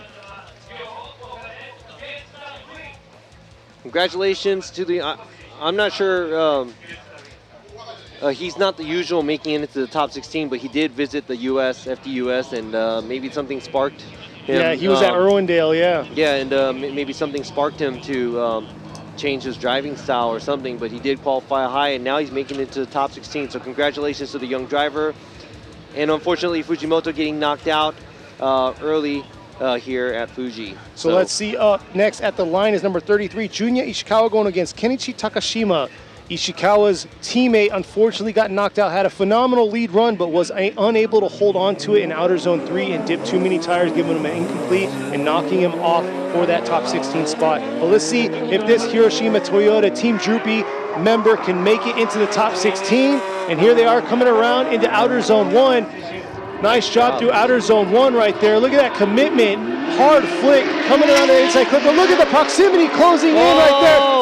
Takashima. Looks like he came a little too hot, but I love the aggression coming into that inside clip to that outer zone 3. Wow, that was a really aggressive chase by Takashima, but it looks like he took a smaller line at outside zone 1, 2. Let's go ahead and check this out in the replays right here. Good job, Ishikawa. Then right there, looks like Takashima almost straightens out going to the outside zone 2. And right there, yeah, that's an incomplete by the chase car because Takashima was more than 3 tires off pretty much at the outside zone 3. So now Ishikawa is sitting on an advantage because Takashima just incompleted. Yeah, that was a very good lead. We'll see how he's going to do in the chase position. And Takashima just has to brush that one off and make it happen in the lead because anything can happen here. And we've seen it all. It's been a very interesting top 32.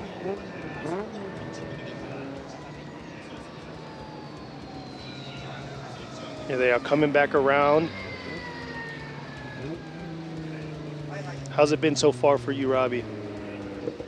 It's good. I mean, there was a lot of upsets here in top 32. I was expecting a little, but I didn't think there was this many. Yeah. Where some of the top contenders got knocked out earlier. That's gonna, make the weekend interesting. It's still interesting because everything's still in the air. We don't know who the winner is for the series. And also, I want to concentrate on who's going to be finishing off the series as the winner at the last round, and also the champion.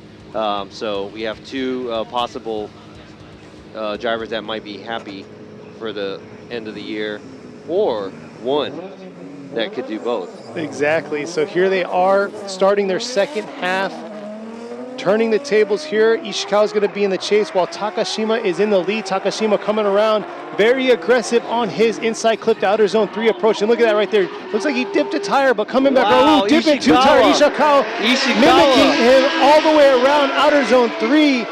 And yeah, just like Robbie kept saying, Ishikawa was literally given an exact representation of what Takashima was throwing down in the lead position. Wow, so I would have to say Takashima doing a great job as the lead, but right behind him is Ishikawa, mimicking him the way he should be. Matching the line, matching the angle. Look at the switchback, very clean. Matching the angle and the line. That is high-level stuff right here. Takashima coming a little short at the outside zone 3 line, but Ishikawa chasing him down, not giving him any room. Look at this. Look at this. Very clean, very smooth, beautiful job by Ishikawa, and also a great job by Takashima leading. But he did, unfortunately. There you go. Imamura going with Ishikawa, Ryan Sage going with Ishikawa, and Nishida going with Junya Ishikawa getting the win and moving on to the top 16. And that's a new car for him, too. He debuted it halfway through the season. Yeah, and Ishikawa moving on to the top 16, but Takashima also moving up from FDJ2. Or I think he moved up from the MSC. But still, rookie this year. Showing off his skills here at the last round. And it's short for him this weekend, but great job all year long. So next at the line in the lead position is going to be Sheng Niem going against Tetsuya Hibino back in his S15. So we got a wild driver, Nien, all the way from Singapore versus Tetsuya Hibino, a veteran. Yes, a veteran in the car and a veteran in the sport. So we'll see how he's going to do in his 4-rotor, twin-turbo S15. Yes, you heard it, 4-rotor in that S15. I think it might be the single turbo out of the GTR. Because they were talking about they were swapping. Oh, yeah, they did swap it. Because they were having engine issues before, but here they are ripping through the chicane. Nien coming out to throw down, ripping back around. His team has been putting some work into this car, and here they are coming around outer zone 1. Nice job for that lead run right here. Ripping back around, swinging into outer zone 2. Whoa. And Hibino getting lost right here through outer zone 3, but Nien doing his thing. Dipping a tire in outer zone 3, but beautiful lead run by Nien. And I'd have to say Hibino in the smoke, and yeah, we saw a lot of the drivers previously that got in the smoke and washed out or straightened. Hibino not fazed by the smoke, where Neon's dropping a lot of it too right here. And I'd have to say the lead car, very, very great job as a lead run. right there is a little bit of a wobble there as a lead run, but Hibino still staying in the smoke. He doesn't get as close as he should be, but he is still on the line and matching the angle Nian has as a lead car. So now it's going to be cars switched.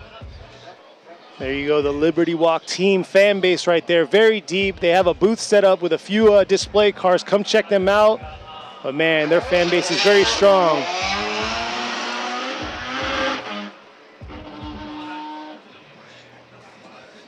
There you go, Hibino doing what he does best, entertaining the crowd.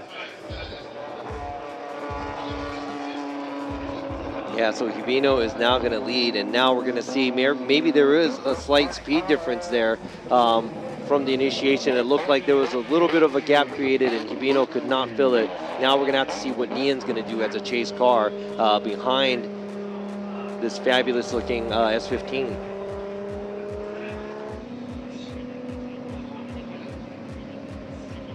We'll see here.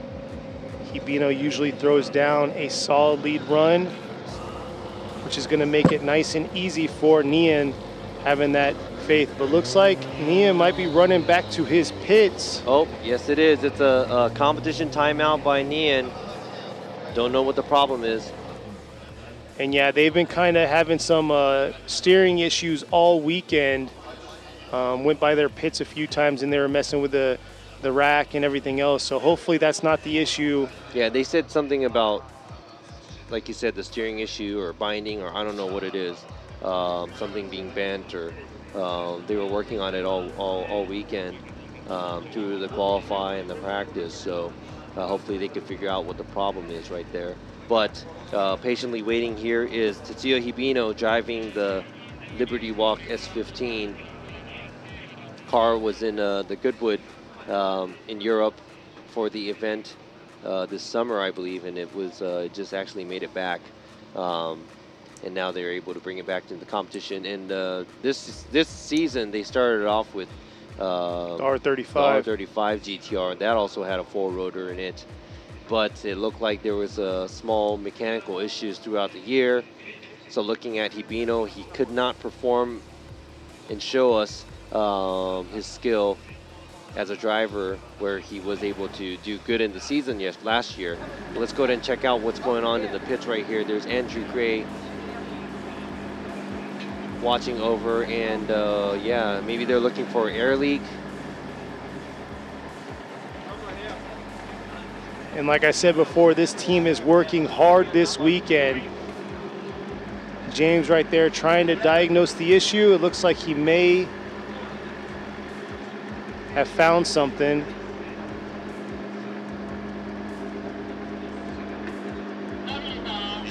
There you go, Nian coming all the way from Singapore out here competing. Got some practice time in before. Hopefully his team's going to get him back out there on the line because he had a solid lead run. Yeah, he made it look solid, but from what I just heard from the radio, they said that the car is having issues. The engine isn't putting down as much as it's supposed to. But I'd have to say, you know, Nian pretty much played that off really good because it didn't look like he really had any kind of issues. So,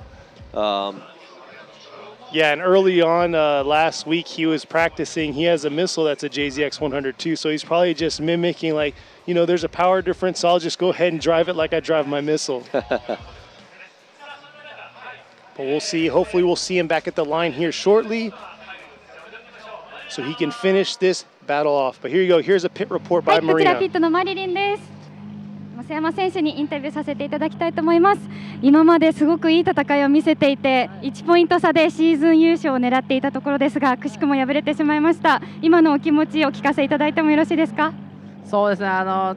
チーム全体としても流れはよく来ていて、で僕自身も結構車とは仲良くなってきて乗れてきてはいたんですけど、ちょっとやっぱ今回は最終戦ってこともあったんで、みんなにいいものを見せようと思って後追いも結構距離を詰めながらやってみたんですけど、ちょっとこの車まだ煮詰めきれてないところが多くて、この車の苦手なシチュエーションにどうしても入ってしまって、でちょっとコントロールできなくなってオーバーランしてしまったんで、すごく悔しいですね。はい、結構応援してくれてる人もいっぱい今回来てくれてるので、いや悔しいです本当に。はい。今まで一緒に戦ってきたライバルの皆さんにちょっと一言いただいてもいいですか？今年はちょっとこんな感じで僕は先に引いてしまうんですけど、来年はマジで見てろよって感じです。はい。では最後に来シーズンの意気込みもう一度お聞かせください。来シーズンはまたジャパンには参加する予定なので、来シーズンこそはちゃんと全ラウンドコンスタントにいい成績を出してシリーズ取りたいと思います。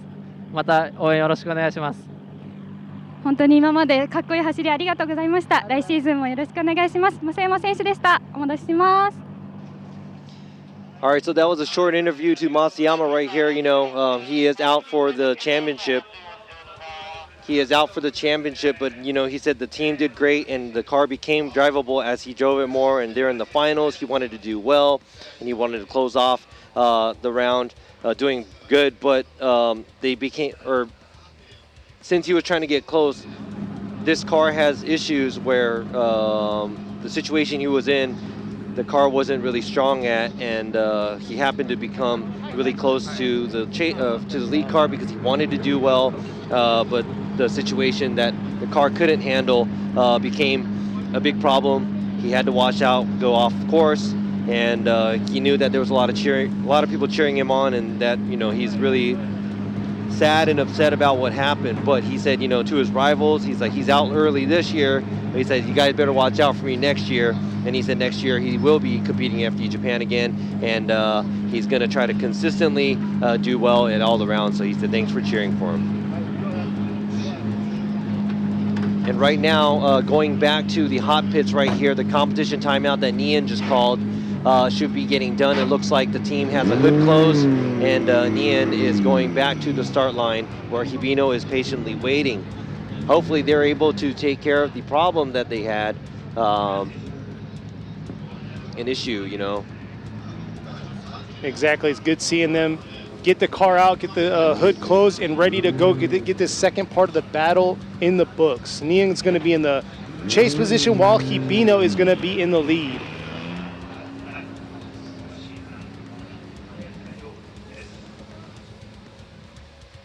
So if you're just tuning in, Nian had a solid lead run, but then he was having engine issues, like the power wasn't there that he's used to. So it looks like they found like a vacuum leak of some sort, or boost leak. And So I think they're going back into the burnout box to warm their tires up.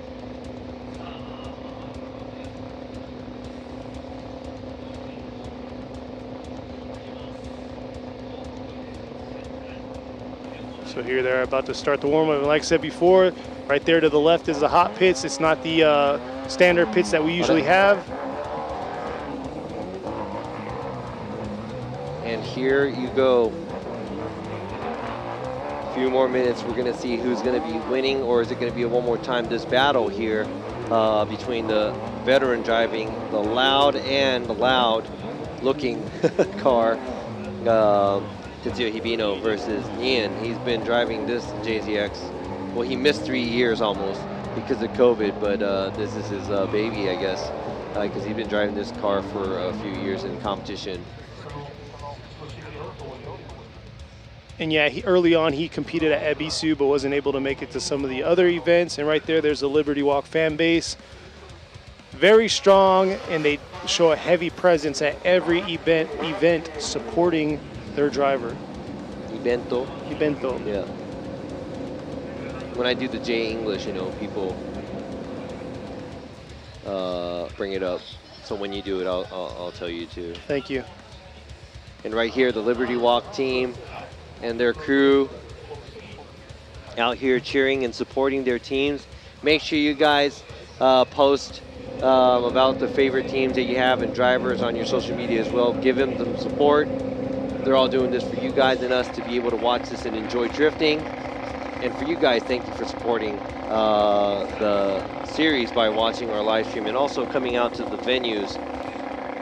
Sad to say, this is the last event of the year, but we're not done yet at the event, so let's go ahead and enjoy the rest of the show. And here we are, Hibino leaving the chicane in the lead position this time. Early on, kicking it right there through the 3-2-1, coming around to the outer zone 1. Nice job right there. Nian just overshoot it just a little bit, but swinging back around in that chase position, keeping that close proximity to Hibino right there, not getting lost in the cloud. Nice job right there, closing it in and dialing it up into that finish line.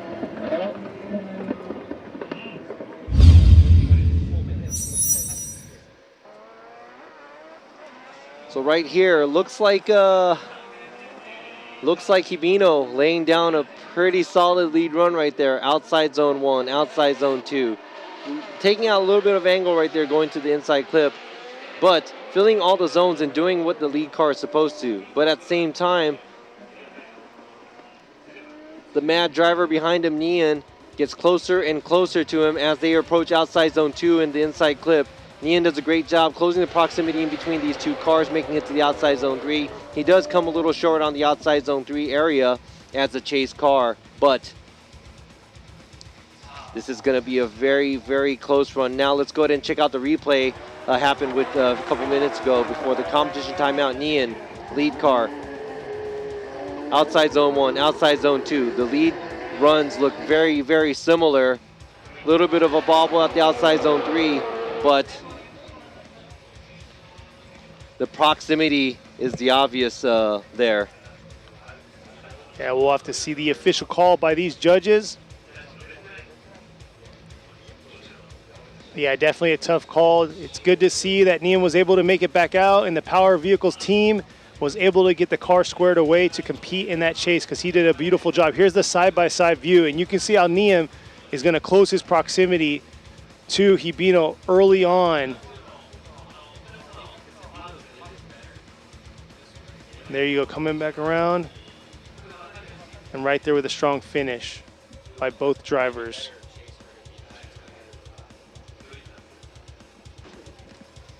Couldn't ask for a better day to finish off the season here. We suffered through rain all season. We suffered through different other types of miserable types of weather, but here we are finishing off strong. It's nice, cool out, sun's out. Clear skies, Fuji present, and a nice breeze to clear the track from all the smoke. But yeah, after this we have 2 more battles along with a one more time battle after this one. So we'll see who is going to win and who is going to go against. Yeah, that's going to be a tough call here because that was a very close. There was goods and bads in both of the cars, lead versus lead, chase versus chase. One of them was slightly better at each. And here we go right here. You could see it on the screen now. It's going to be a one more time battle between these two right here. It was a tough call. They did a lot of similar mistakes, but at the end of the day, it's going to be a good battle between these two drivers. So we'll see them here shortly. And we're going to be moving on back to our other one more time battle against the young, aggressive driver, number 771, Hiroya Minoa, going against number 17, Jin Horino. So this is our first one more time battle that we've had in this top 32. We're going to see how it's going to pan out. Is this 13-year-old going to be able to beat Horino, who has this new build, new power plant under the hood, and has kind of struggled understanding the car all season? Is he going to be able to knock him out? So the last battle we just had was a one more time, and going back to this battle, yes, this is going to be an exciting one because both the drivers were doing a great job earlier. It all comes down to consistency, laying the same run. Nice lead run here, so let's see how Minoa is going to do. And Horino has to keep that close proximity. Here they are coming into outer zone 1. Nice job by Minoa. Oh, Horino making a mistake there, not able to get all the way out to outer zone 1. It looks like not able to get fully into outer zone 2 to try to compensate for the proximity that he wanted to keep through the track. Yeah, so the reason why it was a one more time earlier for me too was the chase position, where looks like Horino puts himself in the position where his line is very small on the outside zone 1 and 2 to make up the proximity. Right there too, doing a switchback before the lead car.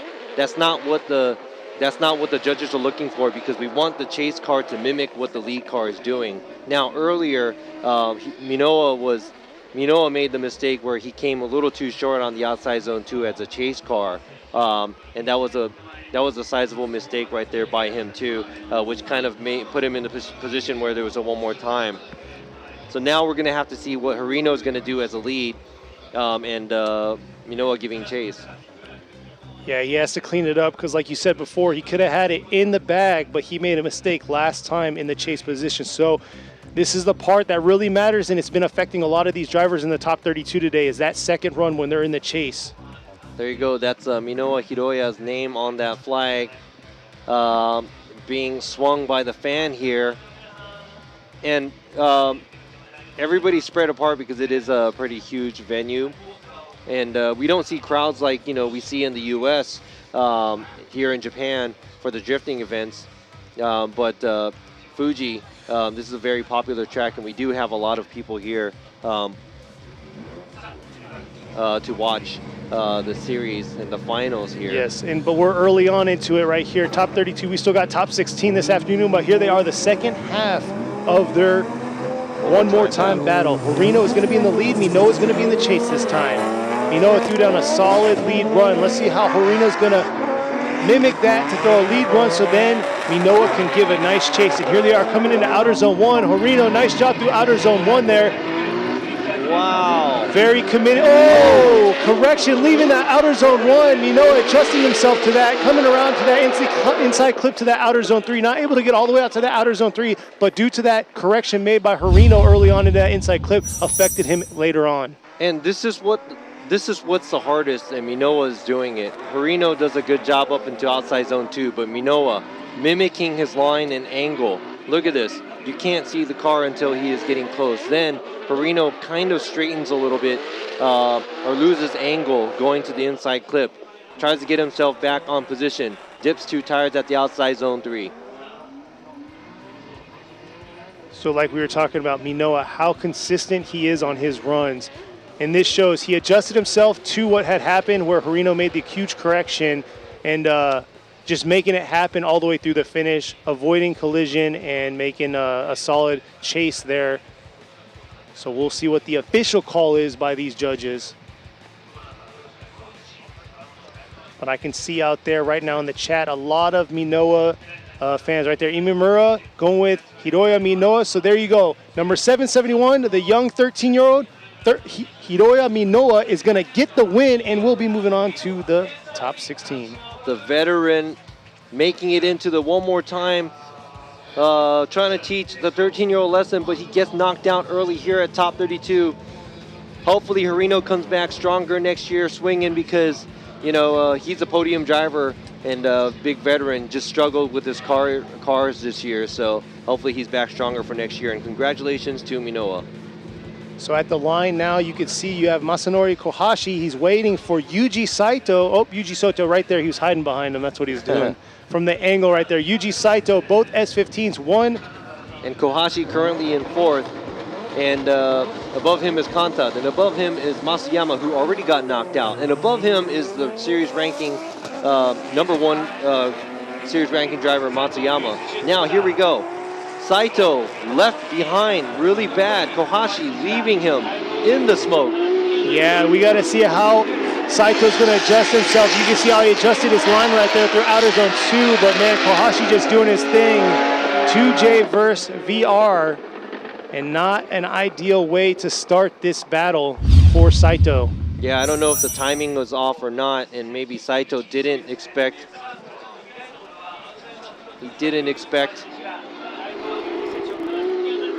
Yeah, I think that was a lot of tires off from Saito at the outside zone 1. He was in a rush trying to play catch up. We'll see from the drone view, but here we go right there. Kohashi, nice amount of angle. Saito trying to keep up or try to catch up, but he might have already incompleted at the outside zone 1. We're gonna have to double check the replay again from the drone's view. But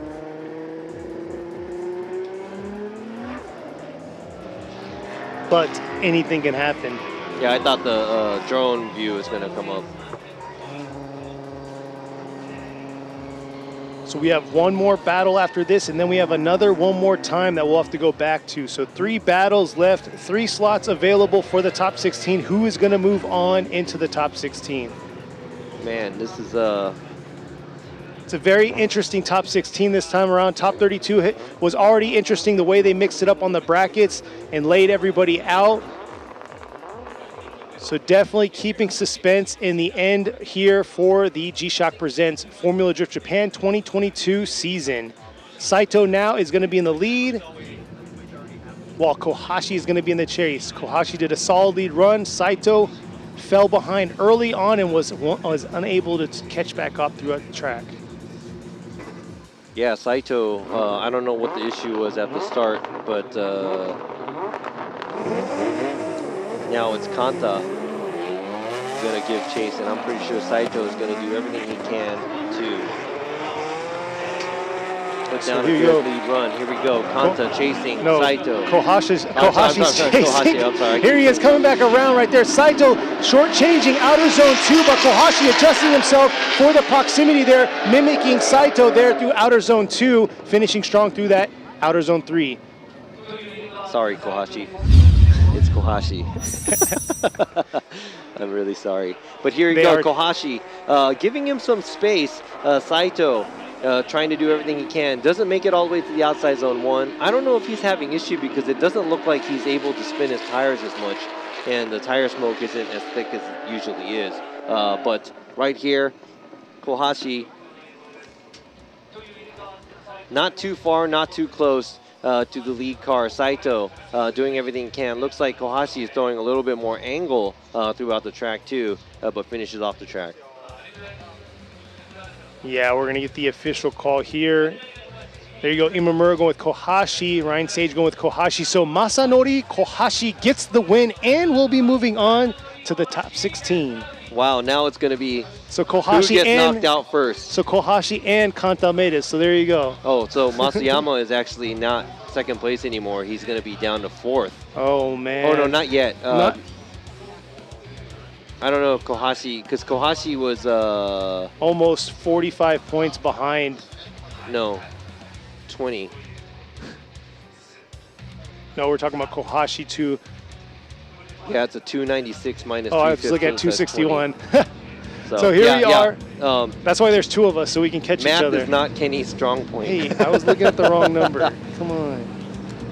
All right, so here we go. Now we have the last, or supposed to be the last battle, but we still have the one more time we're going to be going back. But this is Kusaba, Yusuke Kusaba in the Cusco Racing GR86. Brand new build this year, leading Ikuo Saito in his JZX 100 Chaser. Both engines, 2Js.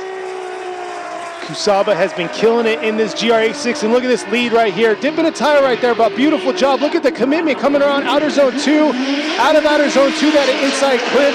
But let's see how Saito is going to close it off here through that outer zone 3 and unable to close that proximity after that inside clip.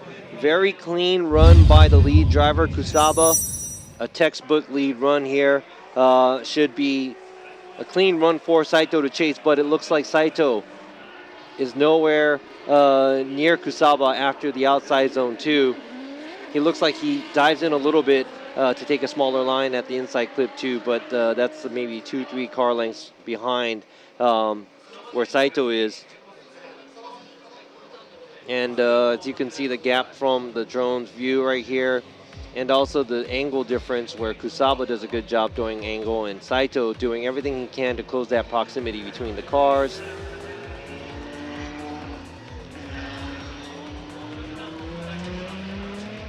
Here they are heading back to the start line to switch their roles. Kusaba's going to be in the chase this time with the Team Cusco Racing GR86, while you have Ikuo Saito going in the lead in the Motis Good Ride West Auto JZX 100.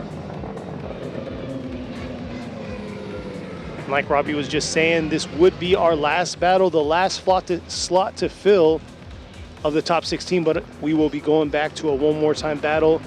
Very exciting one more time battle to finish us off and give us our final top 16 bracket for the 2022 season.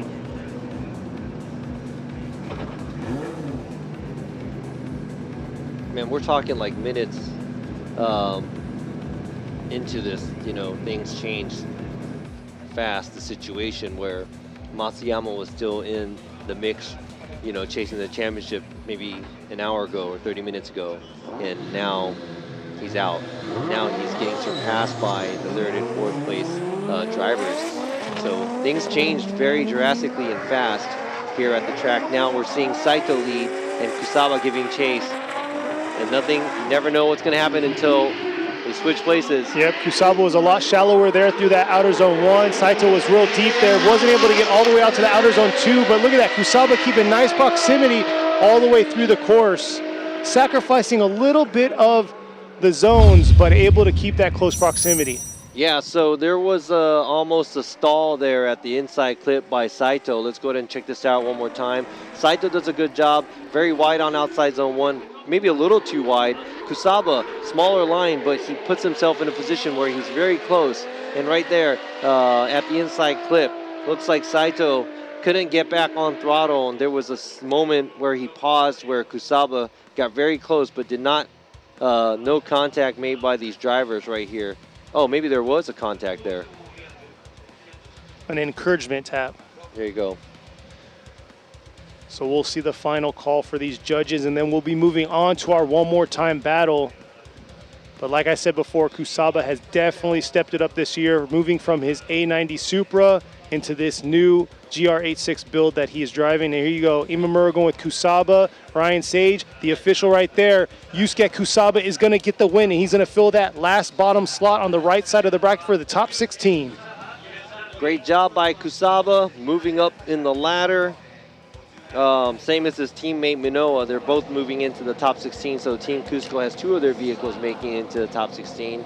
Now going back to the one more time battle of Hibino and Nian, very close, where it was one of the drivers had slightly better lead run, one of the other drivers had a slightly good chase run. It was lead, chase, very close, and in proximity.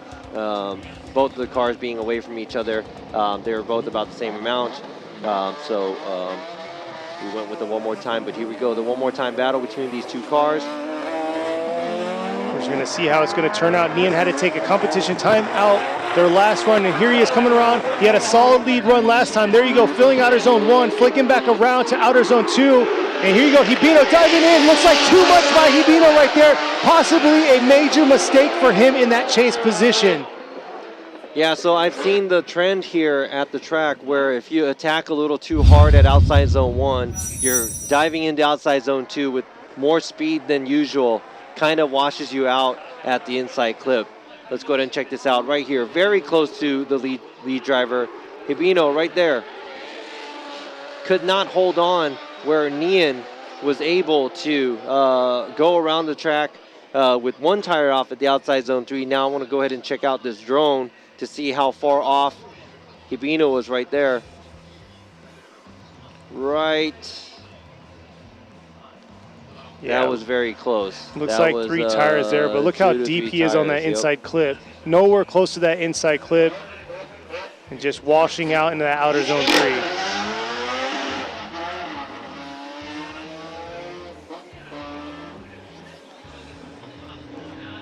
Now we're going to have to see how Niam is going to do in the chase position. Here's another view, the drone footage. Best view in the house to see the proximity, see where they're at in the zone. And right here, you can see how just right where the smoke clears, you can see that 3rd right front tire just outside that rumble strip. Yeah, I don't know. That was, I'd have to say, looking at the replays over here. So we'll see. Looks like Niam is now going to be in the That looks like chase. That might be an incomplete by the chase car because that was 3 tires off at the outside zone 3 area. And now Nian has to give chase, and I think Hibino is just going to do everything he can to lay down a crazy lead run. Oh, yeah. Because he probably knows what the situation he's in. With the fan base that he has out here, and you saw how he was driving back, you know, he gave a little flare there. So he's definitely going to give a show coming into outer zone 1. I'm expecting a hard flick transition from that outer zone 1 to that outer zone 2. We'll see here coming around the bend into this outer zone 1. Let's see this flick by him, swinging back around. And here he is coming through outer zone 2. Oh! And I said it before, Niam was having issues with steering. Not sure if that's it, but... See, you never know what's going to happen till the end. Now we're going to have to go off of which lead run was better. Yeah, this is going to be a tough call, but Nian's car still sitting right there on the track. Oh, got it rolling.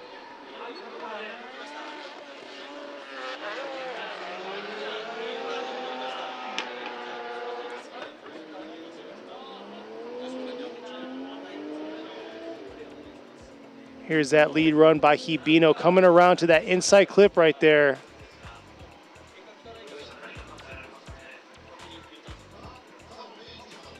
And not the way that Nian probably wants to finish that lap right there. Unfortunate, because he had a solid lead run. Pretty much in the bag, just had to throw a solid chase due to the incomplete by Hibino running 3 tires off in outer zone 3.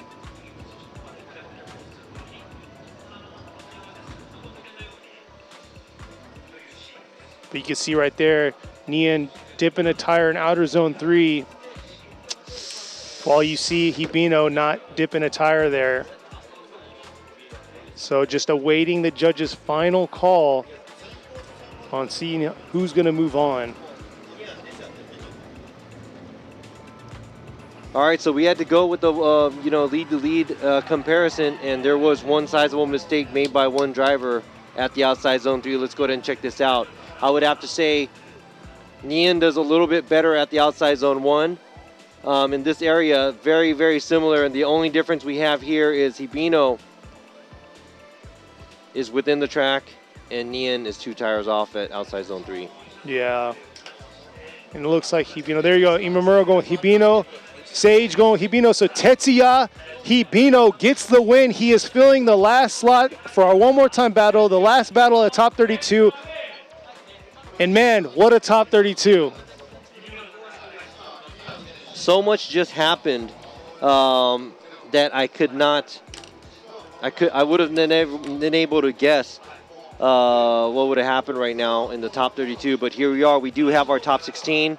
3 of our drivers in the championship are still in it, and many other drivers that can win the event are all in it. So this is going to be a very exciting top 16.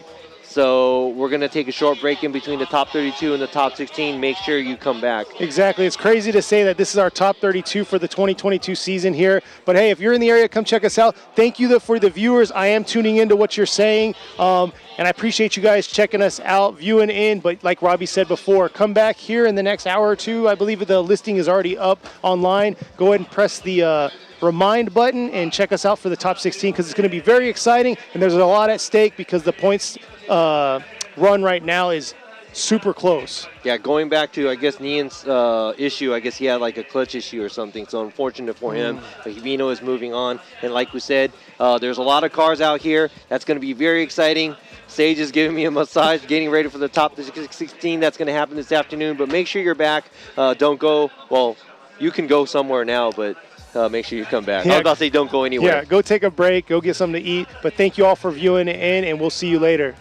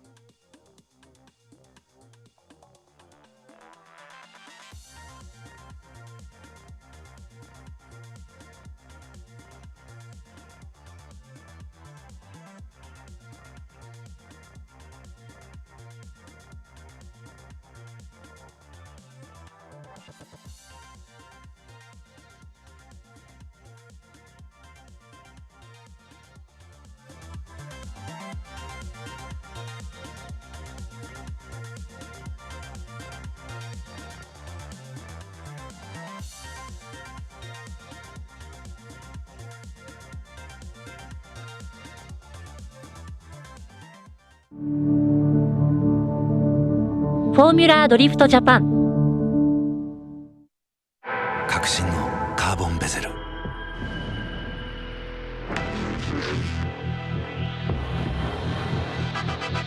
Bluetooth 搭載 G-SHOCK カシオ。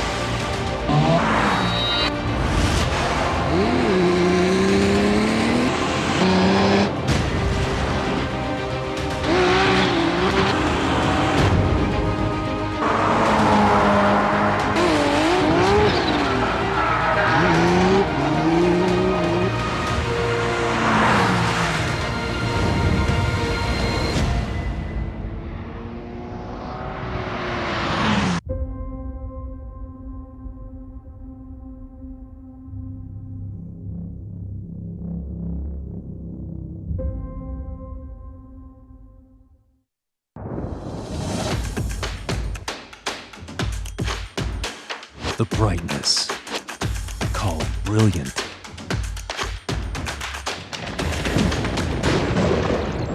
Valenty.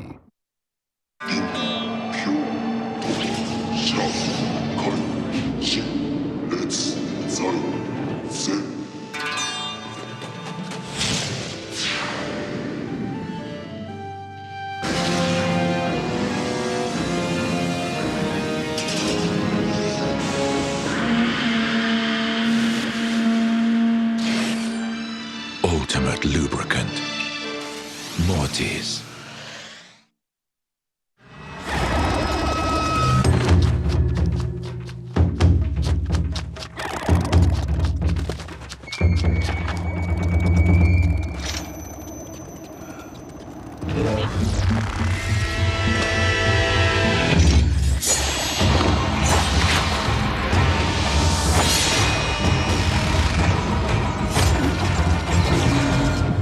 Made in Japan.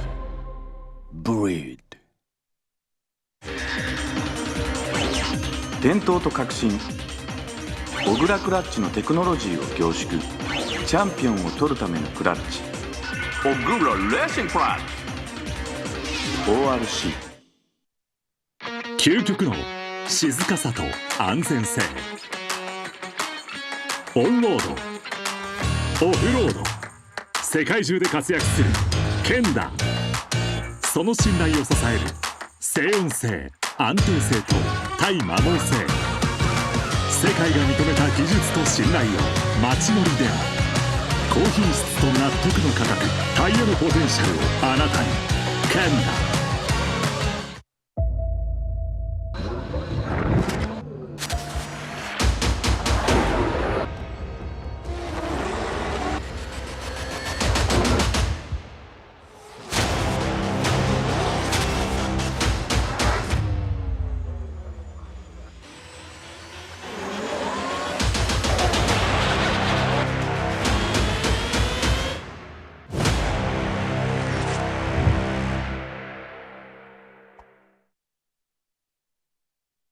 What's up, guys? It's Frederick Gaspo, and I use RSR suspension on all my drift cars.